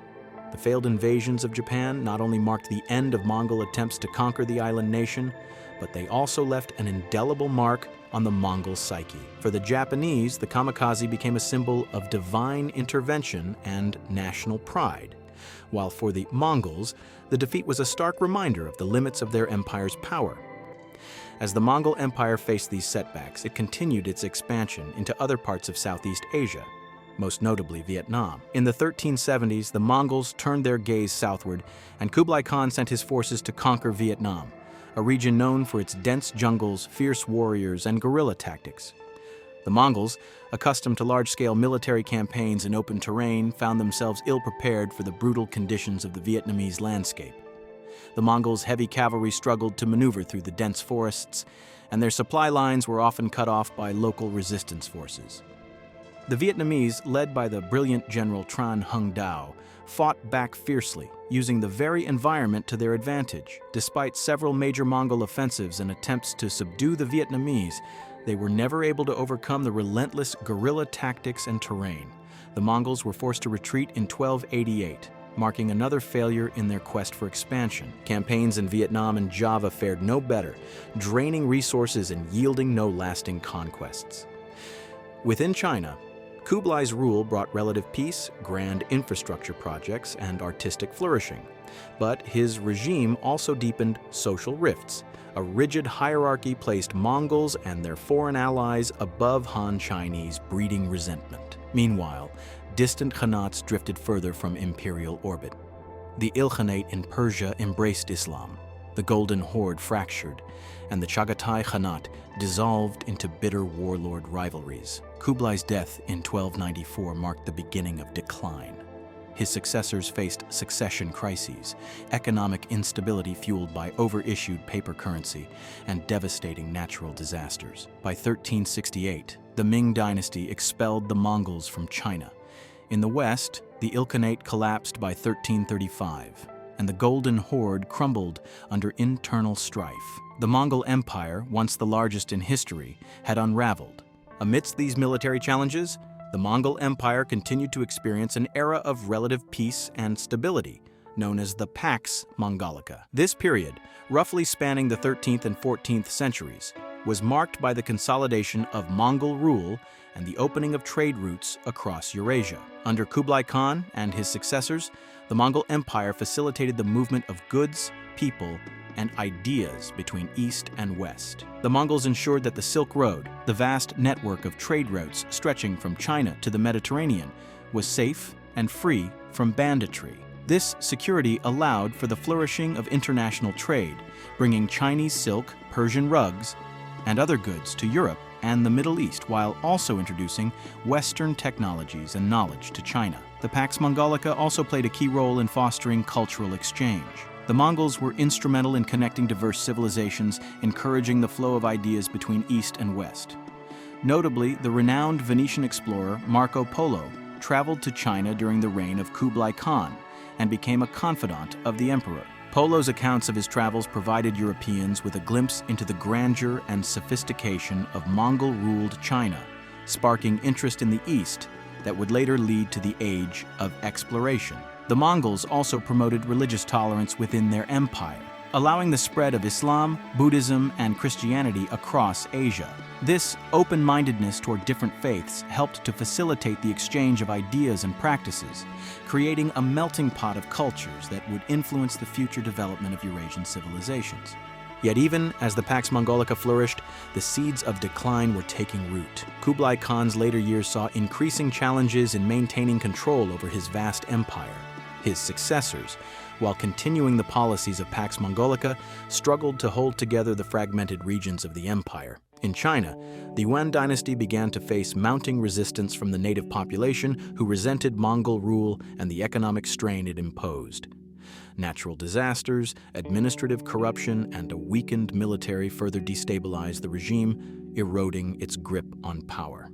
The death of Kublai Khan in 1294 accelerated this unraveling. His passing marked the end of a long period of Mongol consolidation and ignited the decline of the empire across its vast expanse. The Mongol Empire, already struggling with the vast distances separating its far-flung khanates, began to disintegrate. His successors failed to maintain the unity he had once forged. This loss of centralized authority, combined with the empire's sheer size, created an environment ripe for infighting and rebellion. Then came the final devastating blow, the Black Death. Between 1347 and 1351, the plague swept across Eurasia with terrifying speed and deadly efficiency, killing millions and deepening the Mongols' vulnerabilities. The same merchants and travelers who had helped the Mongols maintain dominance across Eurasia now carried the plague from one city to the next.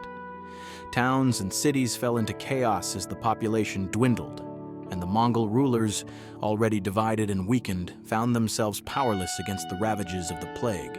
By the end of the 14th century, the Mongol Empire in Russia began to fracture.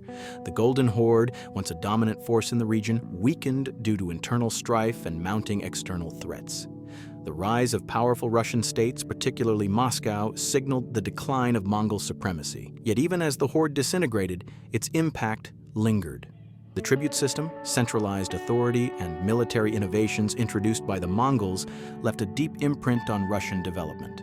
Amid the disintegration of Mongol control, Moscow emerged as the focal point of Russian resistance, an unintended yet pivotal consequence of Mongol dominance. Kublai Khan's reign, with its immense successes and staggering failures, marked the end of an era. The Mongols had built the largest contiguous empire the world had ever known, but maintaining it proved impossible. Across the vast Mongol realm, the cracks that followed Kublai Khan's death deepened. Each khanate, spread from China to Central Asia to Eastern Europe, faced growing instability, driven by internal rivalries, succession disputes, and weakening central authority. Meanwhile, the Mongol Empire's collapse extended far beyond Russia. In China, the Yuan dynasty, established by Kublai Khan, struggled to maintain its dominance after his death. The Chinese had long chafed under Mongol rule, resenting their foreign rulers and their efforts to maintain control over a people with a rich, ancient civilization. By the time of the Black Death, the Yuan dynasty had already been facing widespread unrest, with rebellions simmering in the countryside. The plague worsened these issues, decimating Mongol forces and destabilizing the dynasty further. In 1368, after decades of Mongol misrule, the Chinese rose up under Zhu Yuanzhang, a former peasant who founded the Ming dynasty. The Yuan dynasty, crippled by internal strife and the plague's devastation, collapsed, forcing the Mongols to retreat to their Central Asian heartlands. In Central Asia, the Ilkhanate, which had ruled over Persia, began to crumble under the weight of internal power struggles. Similarly, the Chagatai Khanate, situated in the heart of Asia, saw growing instability as local rulers sought to carve out their own territories. The once unified Mongol Empire was now a collection of fractured kingdoms, each struggling to assert its own power. These divisions were not merely a matter of politics, they were also deeply rooted in the Mongols' culture and way of governance. The Mongols had long relied on a system of tribal loyalties, with each Khan ruling over a particular region based on his own personal network of alliances. When Kublai Khan died, the system that had allowed for such a decentralized form of governance started to unravel. The Mongol Khans who succeeded him, despite their best efforts, were unable to retain control over the vast empire. Civil wars broke out across the Mongol lands as rival factions fought for supremacy. The Mongols, who had once prided themselves on their unity and strength, were now caught in a cycle of internal divisions, their leaders turning against each other in an attempt to secure power. These civil wars, combined with the rising tides of local resistance, further weakened the Mongols' once dominant position. Elsewhere, the Mongol Empire's internal divisions also manifested in the form of rebellions and uprisings. In Persia, the Ilkhanate disintegrated as a result of a series of civil wars between rival factions. The empire's once unified administration fractured as various regional rulers seized control of different provinces, further eroding the Ilkhanate's authority. The Chagatai Khanate faced similar struggles, with the Khanate dividing into smaller warring factions. These civil wars, combined with the growing pressure from outside forces, such as the expansion of the Timurid Empire, played a crucial role in hastening the Mongol Empire's disintegration. The Mongols, who had once controlled such a vast and powerful empire, found themselves caught in a cycle of decline that seemed impossible to break. The absence of a strong central authority allowed local rulers to rise in prominence, carving out independent states from the crumbling empire. The tribute system, which had once been the backbone of Mongol governance, became increasingly difficult to enforce as the empire fractured. The once efficient Mongol military system, which had been the key to their success, began to deteriorate as divisions within the empire made coordination increasingly difficult. The Mongols, despite their formidable military prowess, were now in a position where they could no longer maintain the vast empire they had once built. As the Mongol Empire continued to fragment, the various khanates turned inward, focusing on internal struggles rather than external conquests. These civil wars drained the resources of the Mongol states, making it impossible for them to fend off external threats. The rise of new empires, such as the Timurid Empire led by Tamerlane, added another layer of pressure on the weakening Mongol Khanates. As the 14th century unfolded, a new force was beginning to rise: Moscow. The small principality, once just another part of the fragmented Russian landscape, had emerged as the center of resistance against Mongol rule. Moscow's ascent was not merely a result of its military prowess or strategic alliances, but rather a product of Mongol policies themselves. By imposing a centralized system of governance and demanding tribute from the various Russian principalities, the Mongols had inadvertently laid the groundwork for Moscow's future dominance. The Mongols had forced Russian princes to swear allegiance to the Khan and pay tribute, but they had also provided them with the authority to rule their territories. This system of indirect control allowed the princes to maintain local power while acknowledging Mongol supremacy. However, Moscow's rise was distinct. As the Mongols required tribute from all Russian lands, Moscow, by virtue of its increasing wealth and political influence, found itself in the unique position to assume a leadership role among the Russian principalities. The princes of Moscow, leveraging their growing power, began to consolidate the scattered Russian territories under their banner. Moscow's role as the chief tax collector for the Mongols further bolstered its prominence. As a result, Moscow became the natural leader of the Russian resistance, emerging as a beacon of hope for those who chafed under Mongol rule. This emerging dominance, however, was not without struggle. Moscow's rise came at a cost, and the Mongols, though weakened, were not easily displaced. Tensions mounted between the Golden Horde and the Principality of Moscow as it challenged Mongol authority. By the late 14th century, Moscow had become the center of an increasingly powerful Russian coalition, determined to throw off the yoke of Mongol domination. The first major step toward that liberation came in 1380, when Dmitry Donskoy, the Grand Prince of Moscow, faced off against the Mongols in the Battle of Kulikovo. This battle marked a pivotal moment in Russian history. It was the first significant victory for the Russian forces over the Mongols, signaling the beginning of the end for Mongol dominance in Russia. Dmitry Donskoy, aided by a coalition of Russian princes, faced the forces of the Mongol commander, Mamai, who sought to reassert Mongol control over the fragmented Russian lands. Despite being heavily outnumbered, the Russian forces under Dmitry's command emerged victorious. The Mongol defeat at Kulikovo was a devastating blow to Mamai and signaled a decline in Mongol power in the region. While the victory was not the final blow to Mongol rule, it shattered the myth of Mongol invincibility and gave the Russian people a sense of hope that they could throw off their Mongol overlords. The aftermath of Kulikovo was not one of complete liberation, but it was an important step in the process. While Dmitry Donskoy did not completely expel the Mongols, the battle created a rift between the various Mongol factions. The Golden Horde, weakened by infighting and external threats, was in no position to maintain its former authority. The Mongols were no longer seen as an unstoppable force, and their rule was increasingly challenged by the growing power of Moscow and other Russian principalities. For the first time in centuries, the Mongols found themselves on the defensive, yet the Mongol decline did not come without further turmoil. The chaos within the Golden Horde provided a perfect opportunity for a new external threat to emerge. In the late 14th century, Tamerlane, or Timur, the Central Asian conqueror, began to make his mark on the region. Tamerlane's rise coincided with the internal instability of the Golden Horde, and his ambitions for conquest soon turned toward the remnants of the Mongol Empire in Russia. In 1395, Tamerlane launched a devastating campaign against the Golden Horde, seeking to claim its territories for himself. The Mongol forces, already weakened by internal conflicts and the growing power of Moscow, could not withstand Tamerlane's brutal onslaught. His invasion, marked by its merciless destruction, delivered a final blow to the once mighty Golden Horde. Tamerlane's forces decimated the cities of the Golden Horde, including its capital, Sarai. The destruction was so severe that it crippled the Golden Horde's ability to recover. The loss of these key territories further diminished Mongol influence in Russia and solidified Moscow's position as the dominant power in the region. Tamerlane's invasion marked a significant turning point in the history of the Mongols in Russia, as it ended the Golden Horde as a cohesive force. Though remnants of the Mongol Empire lingered for a time, the overwhelming destruction wrought by Tamerlane's campaign left the Golden Horde in ruins, never recovering its former power.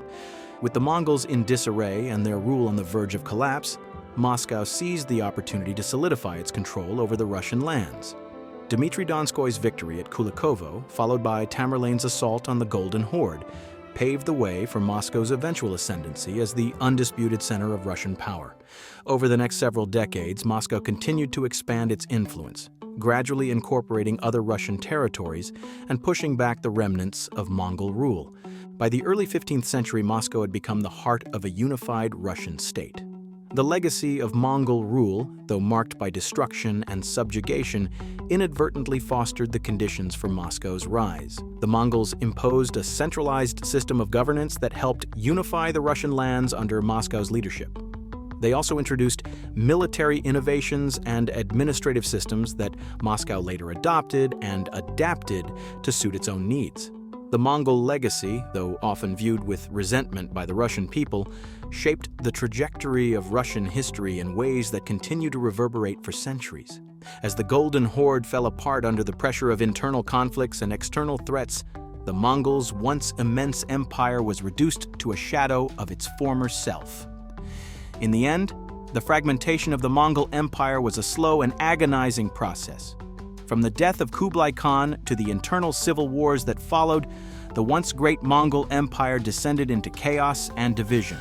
The internal divisions that had plagued the empire since Kublai's death, combined with the rising powers of local rulers and external threats, led to the empire's eventual collapse. While the Mongols had left an indelible mark on the world, their empire had ultimately failed to maintain its unity and power. The legacy of the Mongols, however, continued to shape the world long after their empire had disintegrated. The cultural exchanges, the trade routes, and the military innovations they introduced would continue to influence the course of history for centuries to come. But the Mongol Empire itself, once the largest contiguous empire in history, had fallen into irrelevance by the early 15th century. Though the empire's fractures were irreparable, Timur saw himself as Genghis Khan's heir, determined to restore Mongol dominance through bloodshed. The once feared Mongol war machine had broken down, but Timur's ambition breathed new life into their conquering vision. Timur's rise to power was marked by a series of calculated military campaigns that propelled him to the forefront of the region's politics. In 1370, he captured the city of Samarkand, which became the center of his empire. From here, Timur planned his conquest of the lands once controlled by Genghis Khan's descendants. His ambition extended beyond territorial expansion. It centered on restoring the Mongol legacy. With his formidable military skills, Timur launched a series of campaigns across Persia, the Caucasus, India, and even into the heart of the Ottoman Empire. Each conquest grew more brutal than the last, as Timur sought to impose his dominance over every city, every kingdom, and every civilization in his path. One of the first major territories to fall to Timur was Persia. His conquest of the region was a grim demonstration of his military prowess and unrelenting brutality. The city of Isfahan, a prosperous and important center in the region, suffered one of the bloodiest sieges in history. When Timur's forces captured the city, they massacred tens of thousands of its inhabitants. It was a harsh reminder of the fate that awaited anyone who dared resist him. But this was just the beginning. Timur's forces continued marching through Persia, leaving a trail of death and destruction. Cities were razed, populations slaughtered, and resistance crushed. By the time Timur finished his campaigns in the region, Persia had been irrevocably transformed, its once vibrant cities reduced to rubble. Yet, Timur's ambitions didn't stop there. His gaze turned south, toward India, where the Delhi Sultanate stood as one of the most powerful states in the region. The Sultanate had long been a prosperous and influential kingdom, but in 1398, 3 years after shattering the Golden Horde, it found itself in the path of Timur's relentless army. The Sultan of Delhi, Nasir-ud-Din Mahmud, watched in horror as Timur's forces approached the city. What followed became one of the most infamous sackings in history, the sack of Delhi. Timur's army laid siege to the city, and the result was catastrophic. Delhi, once a bustling metropolis, suffered ravage. The defenders of the city quickly succumbed, and Timur's forces poured into the streets, massacring the inhabitants. Tens of thousands of people, both soldiers and civilians, died in cold blood. The devastation was so complete that it left Delhi in ruins, a shadow of its former self. Timur's decision to sack Delhi was a symbolic act of vengeance, an assertion of his dominance and a statement that no kingdom, no matter how powerful, stood beyond his reach. The destruction of Delhi marked the high point of Timur's Indian campaigns and solidified his reputation as one of history's most feared conquerors.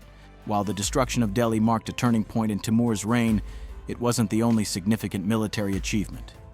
His ambitions turned westward, and in 1402 he faced one of the most formidable forces in the world, the Ottoman Empire. The Ottomans under Sultan Bayezid I were expanding rapidly across the Balkans and into Anatolia. For Bayezid, Timur represented a serious threat to his ambitions, and the two forces met in a fateful clash at the Battle of Ankara. The battle was a stunning and decisive victory for Timur. Despite being outnumbered by the Ottomans, Timur's military genius and strategic brilliance won the day. The battle was fierce, but Timur's forces decisively defeated Bayezid's army, capturing the Sultan himself. Bayezid's defeat dealt a blow to his empire and the broader Ottoman expansion. Timur's victory at Ankara left the Ottomans in disarray, and Bayezid, humiliated by his capture, died in captivity shortly after. The defeat at Ankara had lasting repercussions for the Ottomans, delaying their further conquests and shifting the balance of power in the region. As Timur's empire stretched across Central Asia, Persia, India, and Ottoman territories, he seemed poised to build a new Mongol Empire, one that rivaled the great conquests of his ancestors. But Timur's empire, though vast, remained short-lived. When he died in 1405, the empire he built collapsed. His successors, unable to match his military genius or maintain unity within the empire, quickly saw its territories fragment and fall into chaos. The brief but intense revival of Mongol power under Timur ended, and the empire that had once spanned the world ceased to exist. However, the legacy of Timur wasn't easily erased. His conquests left an indelible mark on the regions he touched, His military innovations, particularly his use of cavalry and siege tactics, influenced future armies. The cultural exchanges he fostered during his reign, particularly along the Silk Road, shaped the societies of Central Asia, Persia, and beyond. But the brutality of his campaigns left the most lasting impression. Timur's name became synonymous with fear and destruction, his empire a cautionary tale of unchecked ambition. In many ways, Timur represented the final chapter of the Mongol legacy. His claim to the Mongol throne, though not through direct descent, was a powerful statement of his desire to restore Mongol dominance. His brutal conquests, particularly in Persia, India, and the Ottoman Empire, echoed the campaigns of Genghis Khan and his successors. But where Genghis Khan unified the Mongol people under one banner, Timur's empire fractured almost immediately upon his death. Timur may have been the last great Mongol conqueror, but his empire was a brief flash in the long history of the Mongol world. Though Timur's death in 1405 marked the end of his conquests, the Mongols' fate had been sealed decades earlier.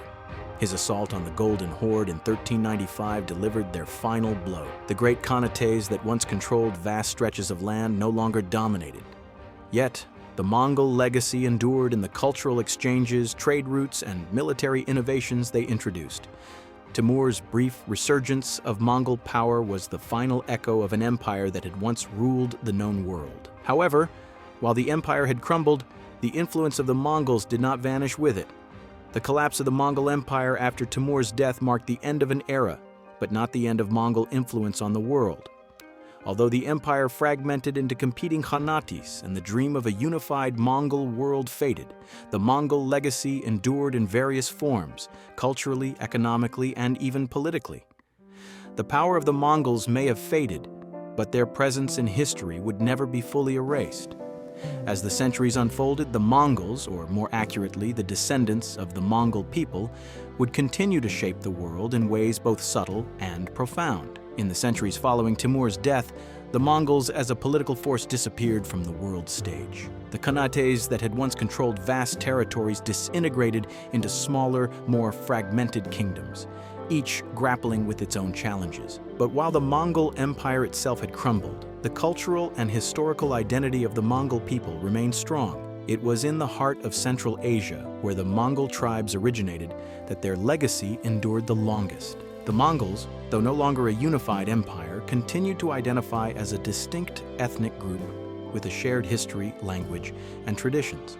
Throughout the 16th and 17th centuries, Mongolia itself remained a cultural entity, even as its political influence waned. The Mongols' deep connection to their nomadic roots remained a powerful force in shaping their identity. Despite the fragmentation of their once great empire, the Mongols held on to their traditions, their language, and their reverence for the memory of Genghis Khan. This cultural cohesion would play a crucial role in Mongolia's survival, particularly as foreign powers sought to exert influence over the region. By the 17th century, the Mongols found themselves under the shadow of the Qing dynasty, the ruling force in China. The Qing rulers, who came to power in the mid-17th century, viewed the Mongols as both a threat and a valuable resource. They had learned from their own history with the Mongols, as the Manchus, who founded the Qing dynasty, were themselves descendants of nomadic tribes. To maintain control over the Mongol territories, the Qing dynasty sought to integrate Mongolia into its empire. They established a system of rule that allowed the Mongols a degree of autonomy, while still maintaining strict control over key aspects of their governance. The Qing rulers were pragmatic in their approach to Mongolia, recognizing the need to manage the Mongol people's fierce independence while also using their military prowess and strategic location to benefit the empire. Over the centuries, Mongolia was divided into two regions: Outer Mongolia and Inner Mongolia. Inner Mongolia, which bordered the Qing heartlands, became more heavily integrated into the empire, while Outer Mongolia retained a degree of cultural and political autonomy, though still under Qing suzerainty.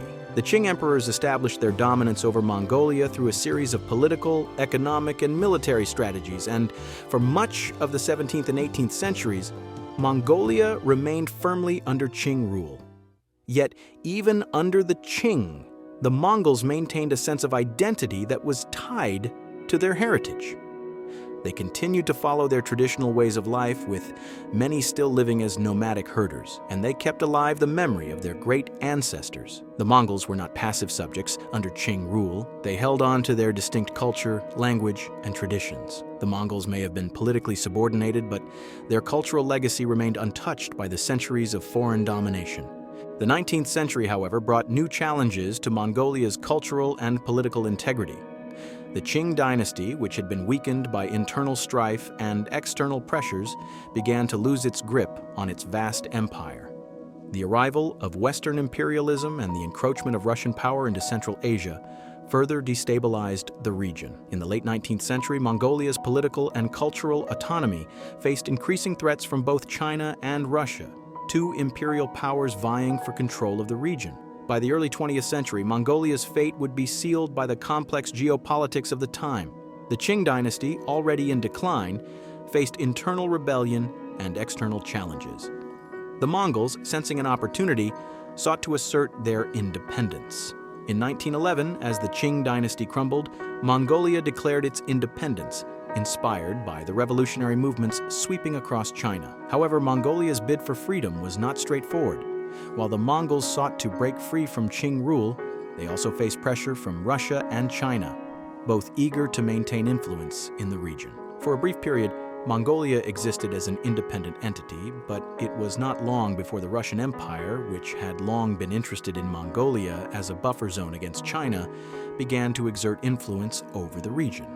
In 1921, Mongolia became a satellite state of the Soviet Union, and its political and cultural destiny was forever altered under Soviet guidance. Mongolia adopted communism, and in 1924, it officially became the Mongolian People's Republic, a socialist state. The Soviet influence on Mongolia was profound, as the country underwent radical political and social transformations. The traditional Mongol way of life, which had remained largely unchanged for centuries, was reshaped under Soviet rule. The nomadic lifestyle was discouraged, and the government pursued policies of industrialization and collectivization. Soviet-trained leaders came to the fore, and the Mongolian People's Party dominated the country's political landscape. Despite these changes, Mongolia retained its identity as a Mongol nation, and the legacy of Genghis Khan continued to play a central role in the country's cultural consciousness. After decades of Soviet domination, the collapse of the Soviet Union in 1991 marked a turning point for Mongolia. The Mongolian People's Republic, which had been a Soviet satellite, transitioned to a democratic system, and in 1992 Mongolia adopted a new constitution. The fall of communism allowed Mongolia to assert its independence in a way it had not been able to for centuries. The country embraced a market economy and pursued greater political freedom, marking the beginning of a new era in Mongolian history.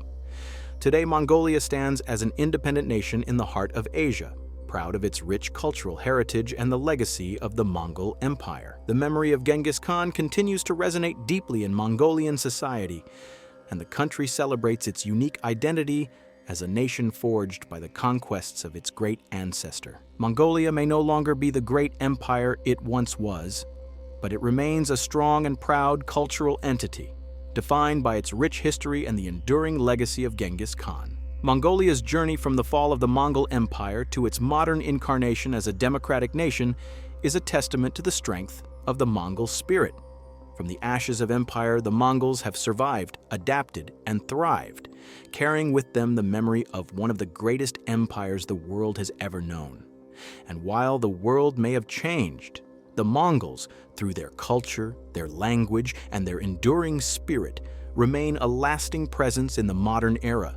However, this spirit was not born in isolation. It was shaped and forged by the vision of one man, Genghis Khan. Genghis Khan's legacy is a force that extends far beyond the vast conquests that initially defined his reign. The world he shaped and the empire he built remain unparalleled in their influence, not just on the territories they conquered, but on the very fabric of history itself. His impact on world history is profound, not only in the way he reshaped the political landscape of his time, but in the legacy he left behind in trade, diplomacy, and warfare. The Mongol Empire, under his rule and that of his descendants, introduced systems, technologies, and ideas that changed the course of human civilization.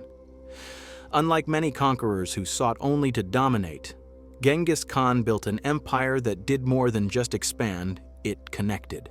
The Pax Mongolica, established under his successors, became an engine of trade, diplomacy, and cultural exchange, forging links between civilizations that had long remained isolated.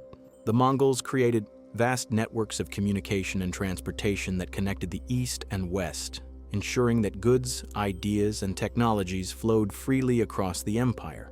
This era of stability was more than just a period of peace.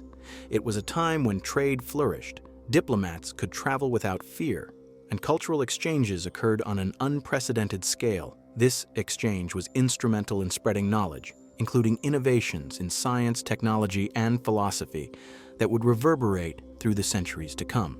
Perhaps the most enduring symbol of the Mongol Empire's legacy is the Silk Road. Under Mongol rule, this ancient network of trade routes reached its zenith. The Silk Road was no longer just a path for the exchange of goods, but a conduit for the flow of ideas, religions, and cultures. The Mongols, with their mastery of military strategy and governance, ensured that the Silk Road was safe for travelers, merchants, and scholars alike. This safety encouraged the movement of goods such as silk, spices, precious metals, and other luxuries, but it also allowed for the exchange of technological knowledge that would shape the future of Europe, the Middle East, and Asia. The Mongols themselves were avid consumers of technology, adopting gunpowder from China and Persian architecture, while also sharing their own innovations such as advanced siege techniques and improved military strategies with those they encountered. Under the Mongols, the Silk Road was not just a trade route, but a global network where cultures and ideas could meet and transform. Buddhist monks traveled from India to China, Islamic scholars ventured west to meet Christian scholars, and the seeds of the Renaissance began to take root in Europe, inspired by the knowledge carried along these trade routes. It was not just material wealth that flowed along the Silk Road, but the wealth of human culture, from art to science, literature to philosophy. The Mongols were the custodians of this exchange, acting as both protectors and facilitators of the world's most important trade routes. They were not just conquerors, but connectors, building bridges between civilizations that would otherwise have remained isolated. The impact of the Mongols on world history cannot be overstated. Through their conquest and the institutions they established, they changed the world in ways that reverberated far beyond the borders of their empire. Genghis Khan's vision of a unified world led to the creation of one of the largest empires in history. But more importantly, it created a world in which cultures could come together and share their knowledge, goods, and ideas. The Mongol Empire did not just conquer, it connected. And in that connection, it set the stage for the world we know today, where global trade, cultural exchange, and technological progress are the driving forces of human civilization. The Mongol Empire's influence on diplomacy was equally transformative.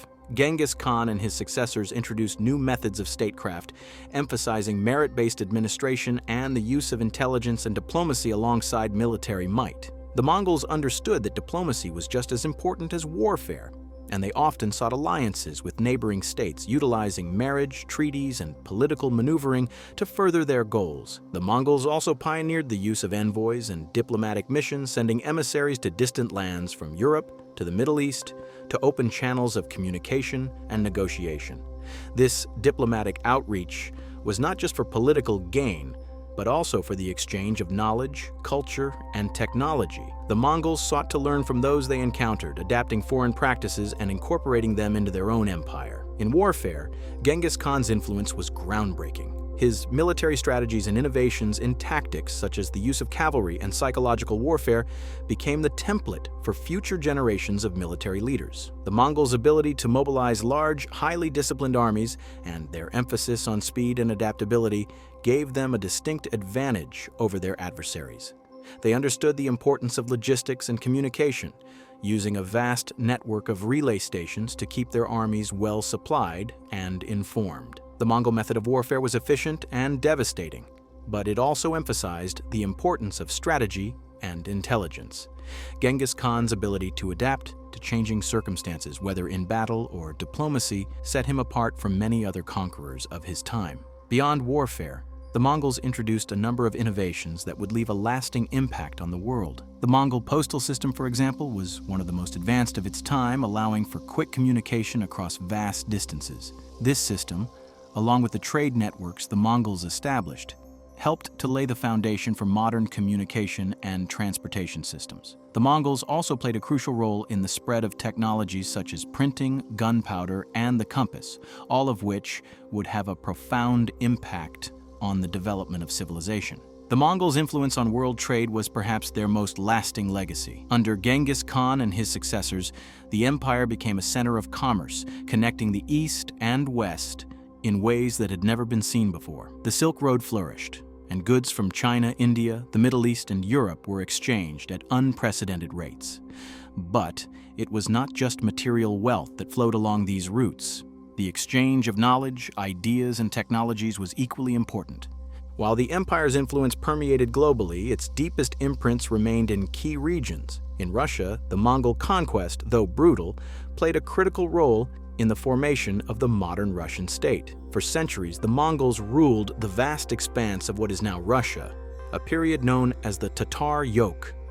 This influence was more than just military. It laid the foundations for the centralized power that would later be embodied in the Russian czars. The Mongols' administrative systems, their tribute-based economy, and their methods of governing introduced new ways of organizing society and ruling over vast territories. These systems, along with the introduction of a strong, centralized rule, influenced the structure of the Russian state for centuries. Even the Russian Orthodox Church, which would play a pivotal role in Russian identity, benefited from Mongol rule, as the Mongols allowed the church to maintain its influence, ensuring its continued power and support. Meanwhile, in China, the Mongols not only conquered, but also ruled as emperors in the Yuan dynasty, a pivotal chapter in Chinese history. The Yuan dynasty, though short-lived, fundamentally altered the course of Chinese civilization. Under Mongol rule, China saw an expansion of its borders, the opening of trade routes, and the introduction of new technologies and ideas. The Mongols' embrace of diverse cultures and religions contributed to a more cosmopolitan society, where ideas flowed freely across borders and innovation flourished. The famous traveler Marco Polo's visit to the court of Kublai Khan is perhaps the most famous testament to the Mongol embrace of foreign cultures, and it is through this lens that we see the Mongol influence as a bridge between East and West. However, the Mongol rule in China also faced significant challenges. The Mongols, being foreigners, struggled to integrate fully with the Chinese populace.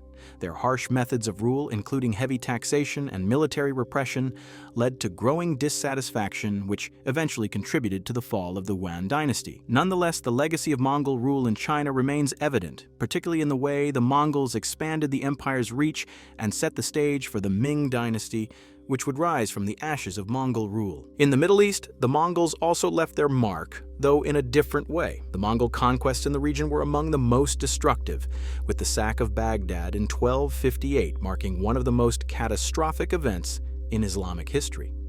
The fall of Baghdad, the center of the Islamic world, to the Mongols symbolized the end of the golden age of Islam. However, the Mongol influence in the Middle East was not solely defined by destruction. In the aftermath of the devastation, the Mongols, like in other regions, adopted many aspects of the cultures they had conquered. They integrated into the Islamic world, converting to Islam themselves, and eventually establishing the Ilkhanate, a Mongol state that ruled over Persia. This new Mongol Muslim identity contributed to the blending of Mongol military prowess with Islamic culture, leading to a unique and lasting fusion. Under the Ilkhanids, the region saw a flourishing of art, science, and architecture as the Mongols facilitated trade and cultural exchanges that enriched the Islamic world. The Mongol impact on the Middle East, therefore, was not solely one of conquest and destruction, but also one of cultural exchange and fusion, which contributed to the region's long-term development. This complex legacy continues to spark debate. While the Mongols' lasting influence is undeniable, their legacy remains controversial. In modern times, perceptions are divided. Some view Genghis Khan and his descendants as visionary empire builders whose leadership shaped the world in profound ways. Their ability to unify vast territories and foster cultural exchanges is seen as a monumental achievement. They were architects of the first truly global empire, bringing the world closer together.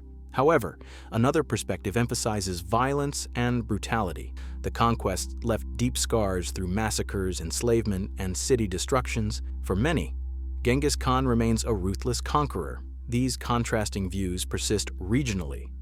Russians often see Mongol influence as foundational, Chinese view it with mixed respect and resentment, while Middle Easterners remember both destruction and cultural fusion. What remains undeniable is the Mongols' indelible mark on history. Yet, despite this complexity, the legacy of Genghis Khan and the Mongol Empire continues to inspire both admiration and controversy. They were empire builders and destroyers, innovators and brutal conquerors. The world bears both the scars of their conquests and the fruits of their achievements. Their influence on Russia, China, and the Middle East testifies to their lasting impact, ensuring debates over their legacy will endure. Ultimately, the Mongol Empire serves as a reminder of conquest's power and the enduring question of how history judges those who reshape the world. The rise and fall of the Mongol Empire is a tale unlike any other. A sweeping saga of conquest, ambition, and transformation that changed the world in ways few could have imagined. From the harsh, windswept steppes of Mongolia, Genghis Khan and his successors built an empire that spanned continents, reshaping not just the map of the world, but the very fabric of civilization itself. Their empire was a force that rewrote history, leaving an indelible mark on warfare, governance, and global trade. In the art of war, the Mongols were masters, innovators who redefined strategy. They struck fear into the hearts of their enemies with their unparalleled use of mounted archers, their psychological warfare, and their network of spies that seemed to know every move before it was made. Their military brilliance set the stage for a new era of conflict. But the Mongols' genius wasn't confined to the battlefield. Their meritocratic system of governance laid the groundwork for modern political structures, while their religious tolerance allowed diverse cultures to flourish under their rule. Yet perhaps their most enduring gift to the world was the revitalization of the Silk Road, a trade route that stretched from the heart of China to the edge of Europe, bringing not just goods but ideas, philosophies, and technologies that still shape the world today. At the heart of this empire stood one man, a visionary, born from the rugged wilderness of the steppe. Genghis Khan's legacy is one of stark contradiction. He was a conqueror who built an empire with the sword, but also a leader who believed in unity, progress, and innovation. His empire, though it ultimately fractured under its own weight, reshaped nations and left a profound impact on global politics, trade, and culture. His story isn't just one of war, it's a story of unyielding determination, of a man who dreamed of a united world and made it happen through sheer willpower. Today, Genghis Khan's influence endures. The world he shaped continues to echo in the way we view power, governance, and interconnectedness. His legacy, complex and contradictory as it may be, is a testament to the transformative power of vision and ambition. His life reminds us that even the most violent conquests can leave a lasting legacy of change, if the vision behind them is bold enough.